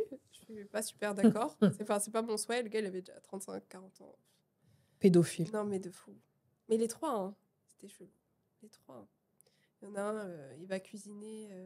Il va me dire, tu veux pas toucher mon zizi? Bah non. Bah pas du tout. Enfin, je vois pas le lien où il va faire sa pâte à beignet, il veut te faire lécher son doigt. Enfin, puis tu dis tout ça à ta mère, mais ta mère, elle est dans son truc, dans son monde. Elle n'écoute pas. Elle va dire, c'est toi l'allumeuse. Le problème, ouais. Voilà. C'est toi l'allumeuse, toi et tes putes de sœur. C'est les mots. C'est les mots sortis. Ta mère vous traitait de pute déjà à 11 ans. Mais ça fait partie de la maladie, en fait. Donc, ce qui veut dire que moi, je ne lui en veux pas. Parce que je n'en veux pas dans le sens où, voilà, les maladies psychologiques, c'est bien sûr, très, très bien compliqué. sûr. Et puis, c'est tellement complexe, en fait. Ouais. Et pour moi, il n'y a que Jésus qui peut gérer ça. Ouais. Donc, mais par contre... Ils ne sont pas allés jusqu'au bout. Tes beaux-pères. En fait, pas avec moi. Okay. Je crois qu'il y a une de mes sœurs, mais c'était avant. Et en fait, moi, quand j'ai compris où ça allait, Ouais. J'ai compris où on en venait. J'ai compris qu'on rentrait dans ma chambre le soir. Oui, et parce que tu es seule avec ta mère dans la maison avec C'est des ça. personnes Et inconnues. c'est exactement ça. Et en fait, déjà que après, j'ai Mhm. vécu des trucs comme ça, mais avec mon copain, là, Ouais, toxique. ouais, Mais là, c'était avant. ouais. Et je me suis dit, non, j'ai pas envie de vivre ça. J'ai pas envie de vivre... Parce que là, du coup, je devenais exactement comme ma mère, parce Ouais. que c'est des choses qu'elle a vécues, donc j'ai pas envie de vivre ça. Ouais. Et donc, j'ai dit, bon, je sais que ma mère est sous tutelle. Mhm. Qui est à la fin, là, j'ai fait mes calculs. L'assistante sociale, elle vient ce jour-là. Ce jour-là, je serai malade, je n'irai pas à l'école, mais ce jour-là, je dirai à l'assistante sociale. Ouais. Mais en fait, en faisant ça, je me suis sauvée, mais en même temps, je me suis tiré une balle dans le pied. Parce que Comment j'ai ça? fini par passer devant le juge, Mhm. qui m'a mis à l'internat. Non, et du coup, le gars a été renvoyé en Mauritanie. Oui, oui. évidemment. Mhm. Ma mère qui m'en veut encore aujourd'hui, je crois, parce qu'elle Mhm. m'en a voulu jusqu'à que je lui coupe les ponts avec elle. Hein. Elle me parlait, c'était son grand amour apparemment. Ouais. Ce gars ramenait des femmes chez nous quand elle n'était pas là, quand elle était à Waouh. l'hôpital pour Oui, oui. traiter Sa ramenait des bipolarité. femmes, Mhm. oui. Il ramenait des femmes à la maison. Mhm. Waouh. Dans le lit de ma maman, Waouh. tant qu'à faire. Il venait voir sa fille. Parce que là, si j'avais pas arrêté, ça serait aller plus loin. Mhm. C'était vraiment, on était à ça de frôler le drame. Oui. Donc, j'ai compris. Donc, j'ai fait vraiment bien mes calculs. Ce jour-là, là, je l'ai dit. Elle m'a cru. Tu as dit à l'assistante Elle sociale. a fait un truc horrible. Elle nous Oui. a confrontés l'un devant l'autre. Ouais. Waouh. Avec le pédophile Je lui ai fait qui tellement vit avec confiance, ta je lui ai dit, mère. voilà. Il y avait les trois. Ma mère qui me traitait d'allumeuse. Waouh. Genre, c'est de ma faute. Ouais. La dame était hyper choquée. Elle était en mode, mais c'est vous les adultes L'autre qui racontait des trucs. Waouh, c'était horrible. Et moi, j'étais en mode, je vis un moment pas bon. J'aime pas. Je veux sortir de cette À atmosphère. 11 ans. Ouais. Mais attends, le jugement, je suis passée en jugement, j'avais 16 ans passé. Hein. Waouh. Donc, Et tu ça a mis restais du comme temps. ça dans cette situation? Ouais, j'ai été à l'internat à 16 ans. À 16 ans. Il était déjà Ouais, reparti. ouais. Hein, c'était Ouais, ouais. inutile. Donc après, je suis sortie de l'internat, j'ai pris mon appartement. Mhm. 15 ans et demi. C'était 15 ans et demi. À 15 ans et demi, tu as pu Ouais, parce prendre ton que j'étais en appartement? seconde. Ok. Et oui, j'ai pris mon appartement. Tes grands-parents ont pu t'aider ou... Non, c'était Oui. mon copain toxique qui payait. Lui, Moi, avec je quel âge? travaillais à côté. Lui, il avait 3 ans de plus que moi. À 18 ans. 17, 18, ouais. Attends, mais normalement, Non, mais lui, il n'a pas fait il- d'études. Il a... Mais lui, attends, mais normalement, à 15 ans, Il est-ce que était tu avais cuisinier. tu as pas la majorité sexuelle? Donc, c'est un pédophile aussi? Non, si, 15 ans en France. En 15 ans en France, Ouais, tu as la maintenant, c'est majorité 13. sexuelle. Ok, d'accord. Oui. Mais François, à 13 ans, comment un enfant peut avoir la majorité sexuelle à 13 ans? C'est ça. Mais sinon, c'était 15 ans. Il me semble que maintenant, c'est 13. Bienvenue en Côte d'Ivoire. Merci. Ici, Mhm. c'est quel âge? Non, nous, 18 ans. c'est 18 ans. C'est jamais. Oui. Non, mais voilà. Mais tu vois, et là, en fait, ce qui s'est passé, c'est que quand j'ai connu mon copain, vu Mhm. qu'il y avait encore, il était pas encore, elle n'avait pas encore fait le Ouais. jugement, etc., Mhm. je suis allée vivre chez mon copain toxique. Grosse erreur. Grosse erreur. Ouais. Grosse erreur. En fait, j'ai découvert que c'était une famille de malades. Vraiment, c'était des malades. C'était un Français, Oui, pure c'était en souche. France, hein. Mhm. Mais c'était des malades. Vraiment. Qu'est-ce qu'il Et, faisait? Il y avait le beau-père qui était allé en tôle pendant 15 ans pour meurtre. Enfin, Et toi, tu découvres, et tu te dis, en fait, je suis dans une atmosphère très mauvaise, mais en fait, c'est soit je reste là. Donc, je suis avec quelqu'un de hyper violent, physiquement, sexuellement et verbalement. Je suis avec des gens qui sont allés en prison. Il y avait des histoires de meurtre dans la famille et tout. On dirait une série Netflix. Vraiment, j'étais dans une terrible série Netflix. Et d'ailleurs, toute cette année où j'ai vécu là-bas, j'ai cru que j'allais avoir un cancer. J'avais tellement mal au ventre. Ouais. De Parce que stress. j'étais stressée. Ah, mais c'était horrible. Genre, je me suis dit, non, mais là, je vais me créer un truc. Ouais. Mais mal de ventre, mais plié en deux. Et à chaque fois que je savais qu'il fallait que je rentre là-bas, j'étais trop mal. Je restais devant le portail comme ça. Je disais, je vais pas y arriver. Tu rentrais en enfer à chaque fois. C'était horrible. Ouais. La dame m'appelait Conchita. Conchita. Conchita. Pourquoi? Ça veut dire quoi? Soit Conchita ou soit l'esclave. Ah ouais, Ouais. t'es Esclave. plus raciste même. Abusé. Abusé. Non, mais j'étais rentrée dans la... Ma chérie, hein? Tu viens eu de un loin. Et Ouais. cette année-là, j'ai eu le syndrome de Vidal. Depuis, je n'ai plus d'odorat, plus de goût. Depuis cette année-là. Syndrome de Vidal. Syndrome de Vidal. C'est quoi? C'est en fait quand tu développes des polypes partout, parce que tout le monde fumait, tout le monde Oui, fumait. oui. Et donc, tu développes plein de polypes, etc. Et en fait, tu n'as plus d'odorat, plus de goût, et allergie et asthme au plus haut niveau.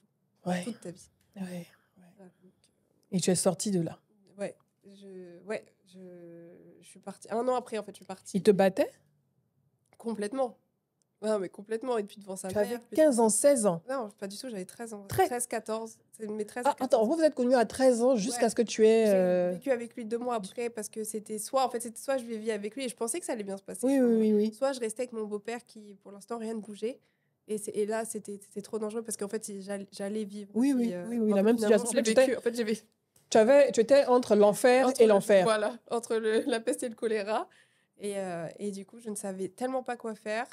J'ai essayé d'aller chez ma sœur, mais mes sœurs avaient leur vie aussi. Hein. Et mon père, on n'avait pas un bon lien avec mon père. Parce que mon père, pour le coup, il va pas s'occuper des enfants comme, tu vois, Oui. comme il faut. Une fois adulte, c'est bon, mais enfant, il sait pas faire. Il sait pas faire, oui. Voilà. Et donc, du coup, ce qui fait que j'ai vécu chez mon copain pendant 1 an. Et c'était horrible. Mais horrible. Horrible, horrible, horrible, horrible, horrible. Mais je suis restée avec lui jusqu'à mes 17 ans. De 13 ans à 17 ans. Mais si je le quittais, il allait m'égorger, me tuer, faire un truc. C'est lui qui devait choisir le moment où. Est-ce que tu vois ce que je veux dire? Oui. C'est cette personne-là. Si, c'est toi. Il va dire, ah ouais, tu veux me quitter? Enfin, tu vois. Et oui, puis non, là, mais ta vie était en danger, en fait. Complètement. Tu pouvais te retrouver, tu avais mais 13 ans. ans. Je le savais, ma mère, elle m'a retrouvé une fois, mon doigt, il était de l'autre côté. Elle est rentrée, elle a vu mon doigt de l'autre côté, elle a fermé la porte, elle est repartie. Il a cassé des murs, il a fait des trous dans des portes. Tu as réussi à un moment donné à porter plainte à la police contre ton petit ami? Oui, mais non, pardon, la police là, elle est pas très utile pour ça. Hein. Bon, on le voit dans les médias aussi en France. Voilà, on va te poser, mais comment vous étiez habillé? Ouais, c'est toi qui seras jugé en fait. Qu'est-ce que vous lui avez dit pour l'énerver? Comment ça, pardon, c'est quoi le projet? Donc je l'ai fait une fois, mais vous avez pas plus de preuves que ça? Bah si, mais là non, du coup laissez tomber. Tu es mineur et on te dit ça. Ouais, non mais qu'est-ce qui me dit que vous n'êtes pas... la fois j'ai eu mon doigt. Qu'est-ce qui me dit que vous n'êtes pas tombé que vous n'avez pas glissé d'un escalier ou... Waouh. Je dis, bah, tous mes doigts seraient de l'autre côté, non? Mais faut pas s'énerver parce qu'on a compris. On n'est pas écouté. C'est ça, les victimes sont pas écoutées. Mais généralement, les femmes en général. Oui. Donc, je mets même pas ça sur le fait d'être métisse ou quoi que ce soit. Je mets ça sur le fait que les femmes, on ne les écoute pas. Ça commence un peu à changer, j'espère. Oui, les langues se délient, la parole se libère grâce aux médias, grâce au MeToo et tout. C'est ça. Et les victimes sont de plus en plus écoutées et les mentalités changent. C'est ça. Mais cette personne faisait des trucs de fou. Il cassait des voitures, il volait tout ce qu'il y avait dans les voitures. Ensuite, il volait les voitures. C'était un délinquant en fait. Ah, mais on est proche du criminel. Hein. Parce qu'à partir du moment où il y a des viols, où il y a des trucs, pour moi, on est plus en criminalité. Mais non. Il mettait des coups de pression à sa mère, il la traitait de salope. Non, mais c'était... Et sauf qu'une fois que tu t'es mis, dans ce pétrin pour t'en sortir... Dans cette spirale, c'est difficile. Ouais. Mais tu vois, la fois où Jésus s'est montré à moi, la première fois, mais où vraiment il était présent, c'était même pas avec lui, en fait. Enfin, quoi que si, hein, parce que toutes les fois, mais mes copines, elles me voyaient arriver, elles me disaient, et là, du coup, c'est quoi aujourd'hui? Parce qu'elles savaient. Et là, du coup, c'est quoi aujourd'hui? Tu t'es pris le mur de la porte. Parce qu'elles essaient de te faire sortir de la relation. Mais elles n'arrivaient pas. Non, mais en fait, je leur disais, en fait, vous comprenez pas que c'est soit je fais genre, et on attend la fin, et au moment où lui, il en a marre, et soit je vous vois pas demain, les filles. Soit je meurs. Voilà, je vous vois pas demain. Tu étais piégée. Complètement. Si tu devais adresser à la jeune fille de 13 ans, 14 ans que tu étais, qu'est-ce que tu lui dirais aujourd'hui? Je lui dirais, si là par exemple, je lui dirais, tiens bon, ça va pas durer. Ça c'est trop important. Et Jésus va t'aimer et va t'aider. Jésus t'aime et va t'aider parce qu'il m'aimait déjà. Et je pense que ça suffirait. Ça suffirait. La foi, parce que comme je te disais, quand j'ai rencontré Dieu pour la première fois, là, c'était... En fait, il faut savoir que ma sœur, Sarah, une de mes grandes sœurs, elle a perdu sa meilleure amie quand elle avait 15 ans. Qui s'est fait, donc à l'île de Ré, qui s'est fait violer et tuer à 50 mètres de chez elle. Waouh. Ouais. Elle avait 15 ans. Et je me rappelle que mes sœurs, elles étaient au bout du rouleau. Et en fait, j'avais 15 ans et j'étais allée courir parce que on passe le bac, on fait le 3x500. C'est quand tu cours. Tu cours, c'est horrible. Mais ça comptait tellement dans le coef que du coup, il fallait qu'on s'entraîne. Donc, je suis allée m'entraîner. Mais j'y suis allée, mais je savais qu'il fallait que j'aille dès le réveil. Je suis allée le matin, pyjama, cheveux partout. Le matin, quoi. Et je cours et j'arrive à 50 mètres de chez moi. Et puis là, il y a 2 personnes dans une voiture. Je me dis, oh, tes fesses, machin. Eux, ils sont pas bienveillants. On va changer de trottoir. Je change de trottoir, ils me coupent. Ils te suivent. Pourquoi tu me réponds pas? Je change de trottoir, ils me coupent. Et là, en fait, c'était les gens aller au travail. Donc, il y avait plein de personnes. Personne ne m'a aidée. Les gens me Personne. regardaient. Je voyais des papis, des mamies, des parents. Les gens me regardaient. Personne ne m'aidait. Et là, j'ai compris que là, ça devenait vraiment dangereux. Et j'ai stressé. Et en fait, la petite fille de 15 ans que j'étais qui a stressé a fait une erreur fatale. J'ai fait un doigt d'honneur. Wow. Je les ai énervés à un point. C'était en train de dire, on avait déjà prévu de te mettre dans la voiture, mais là maintenant on va t'enterrer et tout. Enfin, je te parle comme ils me parlaient. Hein. Vraiment, c'était des racailles. Là, on va t'enterrer, tu vas rentrer dans le coffre et tout. Et là, je me disais, non, là, c'est pas bon. Ils étaient déter, ils passaient devant les gens. Vraiment, je me suis dit, bon, là, c'est chaud. Là, je voyais ma maison. Ça fin, ouais. Et là, je me suis rappelée, je me suis dit, là, c'est pas bon. Et là, j'entends une voix, monte. Et la voix, normalement, on monte jamais dans une voiture qu'on connaît pas, mais je savais que là, c'était bienveillant, que c'était quelqu'un qui était là pour m'aider. Et ça faisait au moins 20 minutes que je vivais ça. Si ce n'est plus. Ou ça se trouve, c'est moins mes ressentis. Oui. Tu vois. Et je suis rentrée dans sa voiture, et c'était une fille de 24 ans à ce moment-là. On avait 15. Et en fait, ils sont mis à taper sa portière, à cracher sa voiture. Ouais, salope, ouvre la porte. Ouais, bande de salope et tout. Et nous suivre. Ils nous ont suivis. Mais jusqu'à... On était au Minimes. Donc, ceux qui connaissent La Rochelle, c'est le quartier des Minimes. C'est là où j'habitais. Et on a fait un tour. Ils vous ont on est poursuivi. passé par Lagore et tout. En fait, on a fait tout le tour du périph'. Ils nous ont suivis tout le long. Et jusqu'à elle était même pas stressée. Elle a gardé son cœur. Je savais que c'était Dieu qui l'avait envoyé. Ouais. Parce que là, c'était pas mon moment de mourir, mais c'était un moment où j'allais mourir. Et donc, elle est restée calme. Et moi, je regardais son essence en mode, OK, on peut encore. Je parlais pas. Ouais. Et juste après, elle m'a redéposée à la maison. Ils ont arrêté un moment de nous suivre, mais ça a duré. Et elle m'a dit, moi, je comptais aller courir, mais je vais pas y aller. C'est tout ce qu'elle m'a dit. C'est ça, elle était sur elle. Je me rappelle même pas lui avoir dit merci tellement j'étais choquée, mais je me rappelle être descendue, avoir toqué pour que ma mère m'ouvre, et je lui ai expliqué à ma mère. Elle m'a dit, ah ouais, ah bon. Et elle était partie.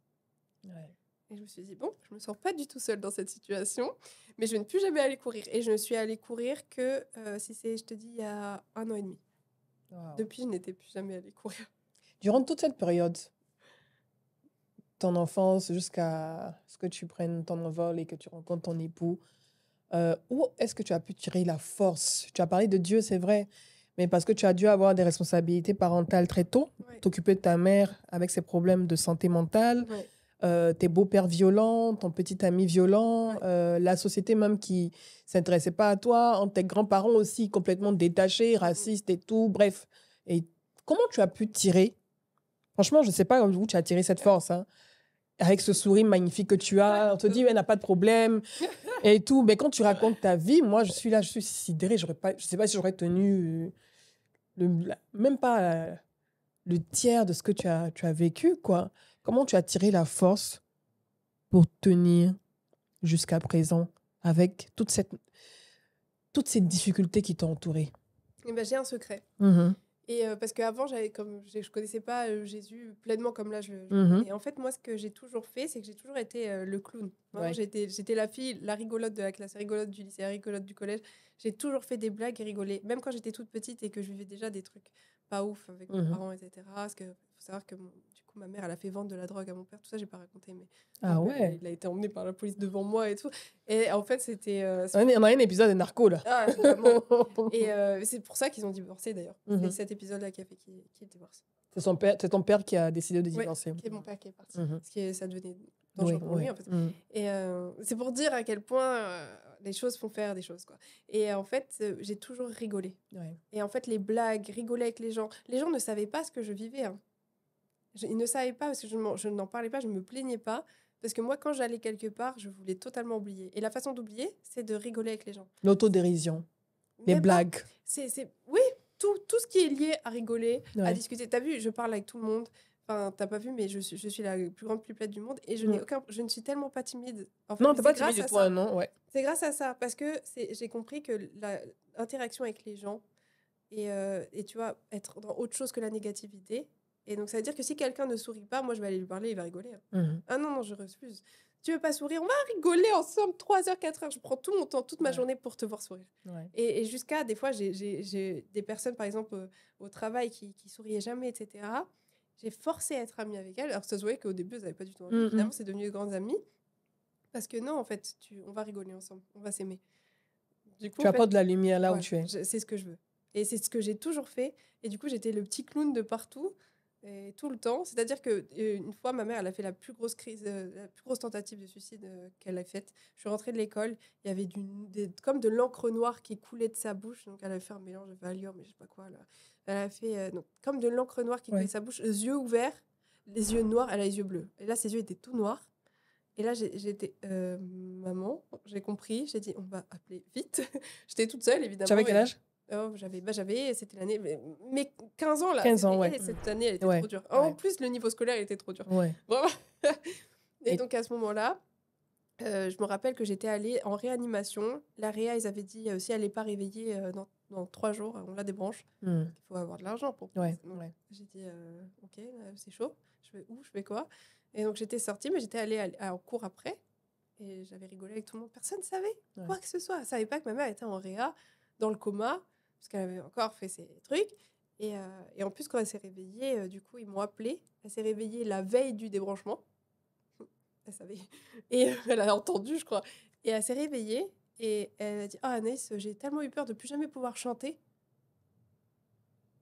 T'avais peur de plus pouvoir chanter, hein? Après ta tentative de suicide. Non, mais vraiment, t'avais peur de plus pouvoir chanter. Bah, moi, j'ai peur de plus pouvoir te voir. Mais apparemment, il n'y a que moi. Enfin, j'avais été outrée quand elle avait dit ça. J'ai dit d'accord, je vais y aller. Je me rappelle. C'est même pas inquiété de ce que tu as ressenti à ce moment-là. Elle savait même pas pendant combien de temps elle a été endormie. Ouais. Elle m'a dit ça va, t'as réussi à manger, t'as réussi à vivre, t'as réussi à aller à l'école. Ça ne même pas demandé comment tu tenais et tout. La peur même de te perdre, ne plus te voir. Là, non, alors ça, là. Ouais. Non, elle a eu peur de perdre sa voix. Dans ma tête, je me suis dit, t'aurais peut-être dû perdre. Mais après, je dis pardon. Ouais. Non, mais c'est légitime que tu ressentes ça. C'est légitime. Sur le moment, il y avait la colère. En plus, j'avais pas encore Jésus à ce moment-là. Donc, non, je me rappelle, j'avais été en colère, j'avais pleuré. Je suis sortie, j'avais dit, ok, bon, bah, je vais y aller. Du coup, je vais à la maison. Il y a Power qui m'attend. Power, c'est notre chien. Et après, j'ai trop pleuré. Trop pleuré. Je me rappelle, j'avais été trop touchée qu'elle ait pas dit, oh, tu m'as manqué. Ou, Et je me suis dit, non, c'est normal, en fait. Est-ce que toi aussi, avec toute cette période, ça t'a traversé l'idée de suicide? Non, parce que... Tu avais cette barrière, tu parlais du... J'ai toujours senti oui. que j'allais faire de grandes choses. Ok. Et je le ressens encore, hein, je n'ai pas fait de grandes choses. J'ai toujours ressenti que j'allais faire de grandes choses, que j'allais aider. Parce que moi, l'importance, en fait, au-delà de gagner de l'argent et de mettre confortablement ma famille, d'aider confortablement ma famille, c'est surtout aussi donc, ma famille et les autres. Je veux aider au plus grand nombre. Tu vois ou pas? Je veux donner aux veuves, je veux donner aux orphelins, je veux aider, en fait. Je veux être utile, parce que la vie, elle est courte. C'est ça. Je veux donner le nom de Jésus à tout le monde. Donc, voilà, et donc... Tu n'as jamais envisagé? Je n'ai jamais envisagé. Et puis, au-delà de ça, en fait, j'ai l'impression que naturellement, je fais tout l'inverse de ce que ma mère peut faire. Ouais. Tu es complètement à l'opposé. En fait, tu guéris et tu as guéri, je pense, des traumas, de ce trauma générationnel. Parce qu'en général, les familles traînent des traumas générationnels et répètent ces mêmes schémas de génération en génération. Vraiment, j'ai brisé tout héritage. J'ai dit, je suis l'ADN de Jésus, personne. Oh, ma sœur! Ma sœur! Je refuse. Amen. Non, vraiment, amen. Je te souhaite tout le meilleur. Ah, merci. Je te souhaite tout le meilleur. On va revenir à Abidjan, Côte d'Ivoire, positivité et tout. Tout ça, c'est le passé. C'est le passé, c'est fini. Et ton époux, il a été footballeur. Là, aujourd'hui, qu'est-ce qu'il fait en Côte d'Ivoire, à Abidjan, depuis que vous êtes arrivé en juin? Il entreprend. Voilà. Oui. En fait, il voulait plus être... Parce qu'il a les métiers, les diplômes pour être directeur sportif, pour être coach, pour être... voilà. Il pourrait faire dans le foot, etc. Et en plus, il serait totalement pris au sérieux. Il a le CV, ça a été sa carrière pendant 17 ans. C'est ça. Mais il voulait plus pour l'instant. Il voulait vraiment faire autre chose. L'autre passion qu'il a, c'est les fermes. Ah, les fermes. Voilà. Donc, il élève du poulet. Biologique. Et il fait lui-même l'aliment. Poulet africain. Ils sont élevés à l'air libre. C'est ça. Voilà, ils mangent en griffe. En tout cas, ils mangent tout ce qu'ils trouvent, les herbes et tout ça, les graines. Et là, lui, c'est des poulets, les poulets blancs, là, poulets de chair. Ok, d'accord, poulet de chair. Ouais. Et la ferme se trouve où ou comment ça se passe? Il a 2 fermes. Une ferme vers Port-Bouet et une ferme à Yopougon. Ah, c'est bien ça. On va commander ces poulets pour soutenir. Et en plus, il livre partout. Hein. Et il a des très bons prix. Et il fait son aliment lui-même. Donc, il vend aussi l'aliment. Ok. Et en fait, parce qu'ici, on a remarqué qu'on recherche aussi le biologique.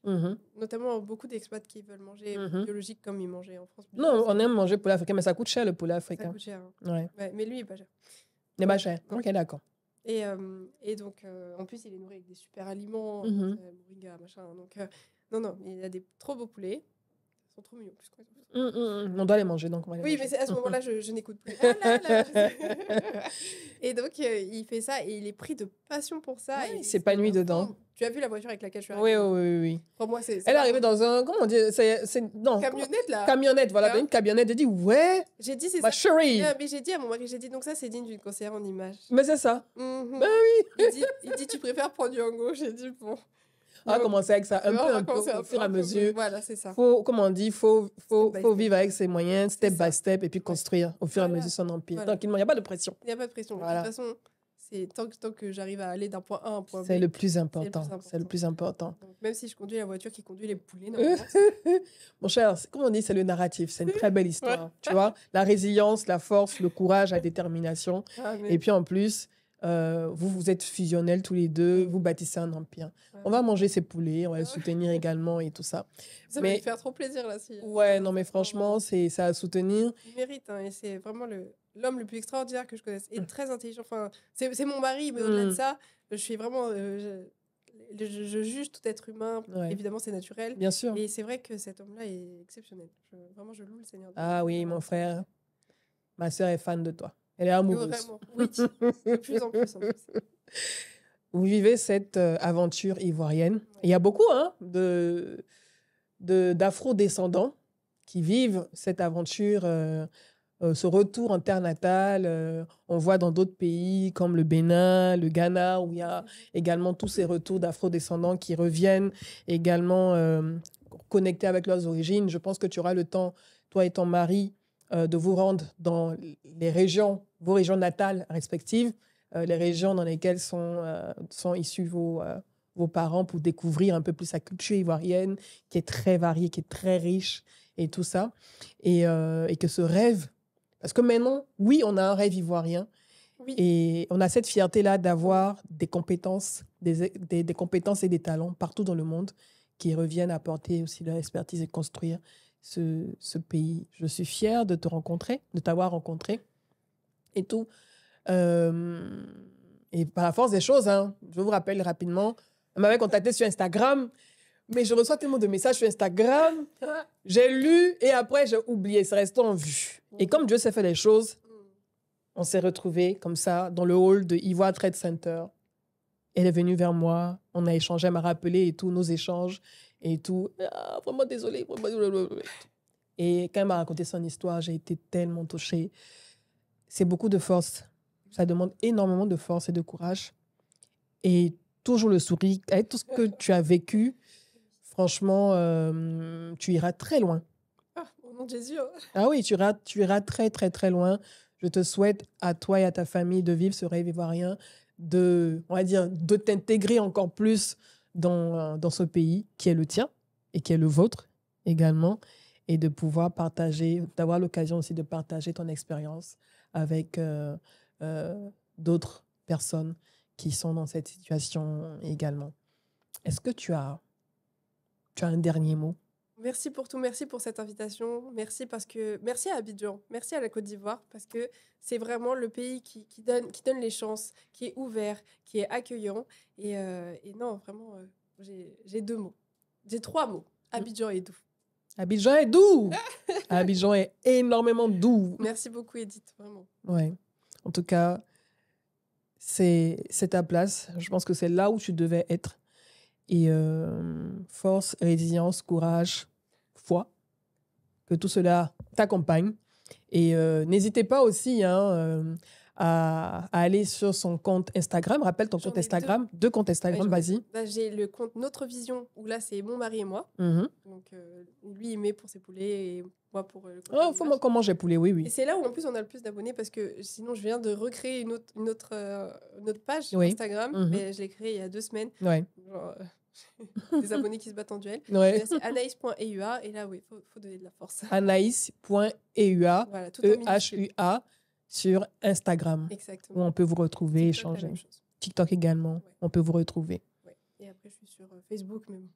Beaucoup plus Il y a active les liens sur- sur Instagram. Ok, d'accord. Beaucoup plus actif sur Instagram. Partout. Oui, mais sur Instagram. Mais partout. En tout cas, merci. Merci. À vous. Merci d'avoir partagé ton histoire et de t'être ouverte également. Et Je sais que ton histoire va inspirer et motiver énormément de personnes qui sont aussi dans cette situation et qui ont envie d'y croire et d'avancer. Ah oui, croyez en vos rêves. Ouais. Ça arrive. Tout travail paye. Merci beaucoup. Merci à toi, Edith. N'oubliez surtout pas, et ça je le rappelle, c'est vrai qu'on a dépassé les 23 000 abonnés. On y arrive bientôt, peut-être les 50 000. N'hésitez surtout pas à vous abonner à la chaîne, à cliquer sur la cloche de notification pour ne rater aucun nouvel épisode. Moi, je vous donne rendez-vous la semaine prochaine pour un nouvel épisode avec un ou une nouvelle invitée. D'ici là, partagez l'épisode, parlez-en, commentez, laissez vos appréciations et on se donne rendez-vous très bientôt. Ciao, ciao.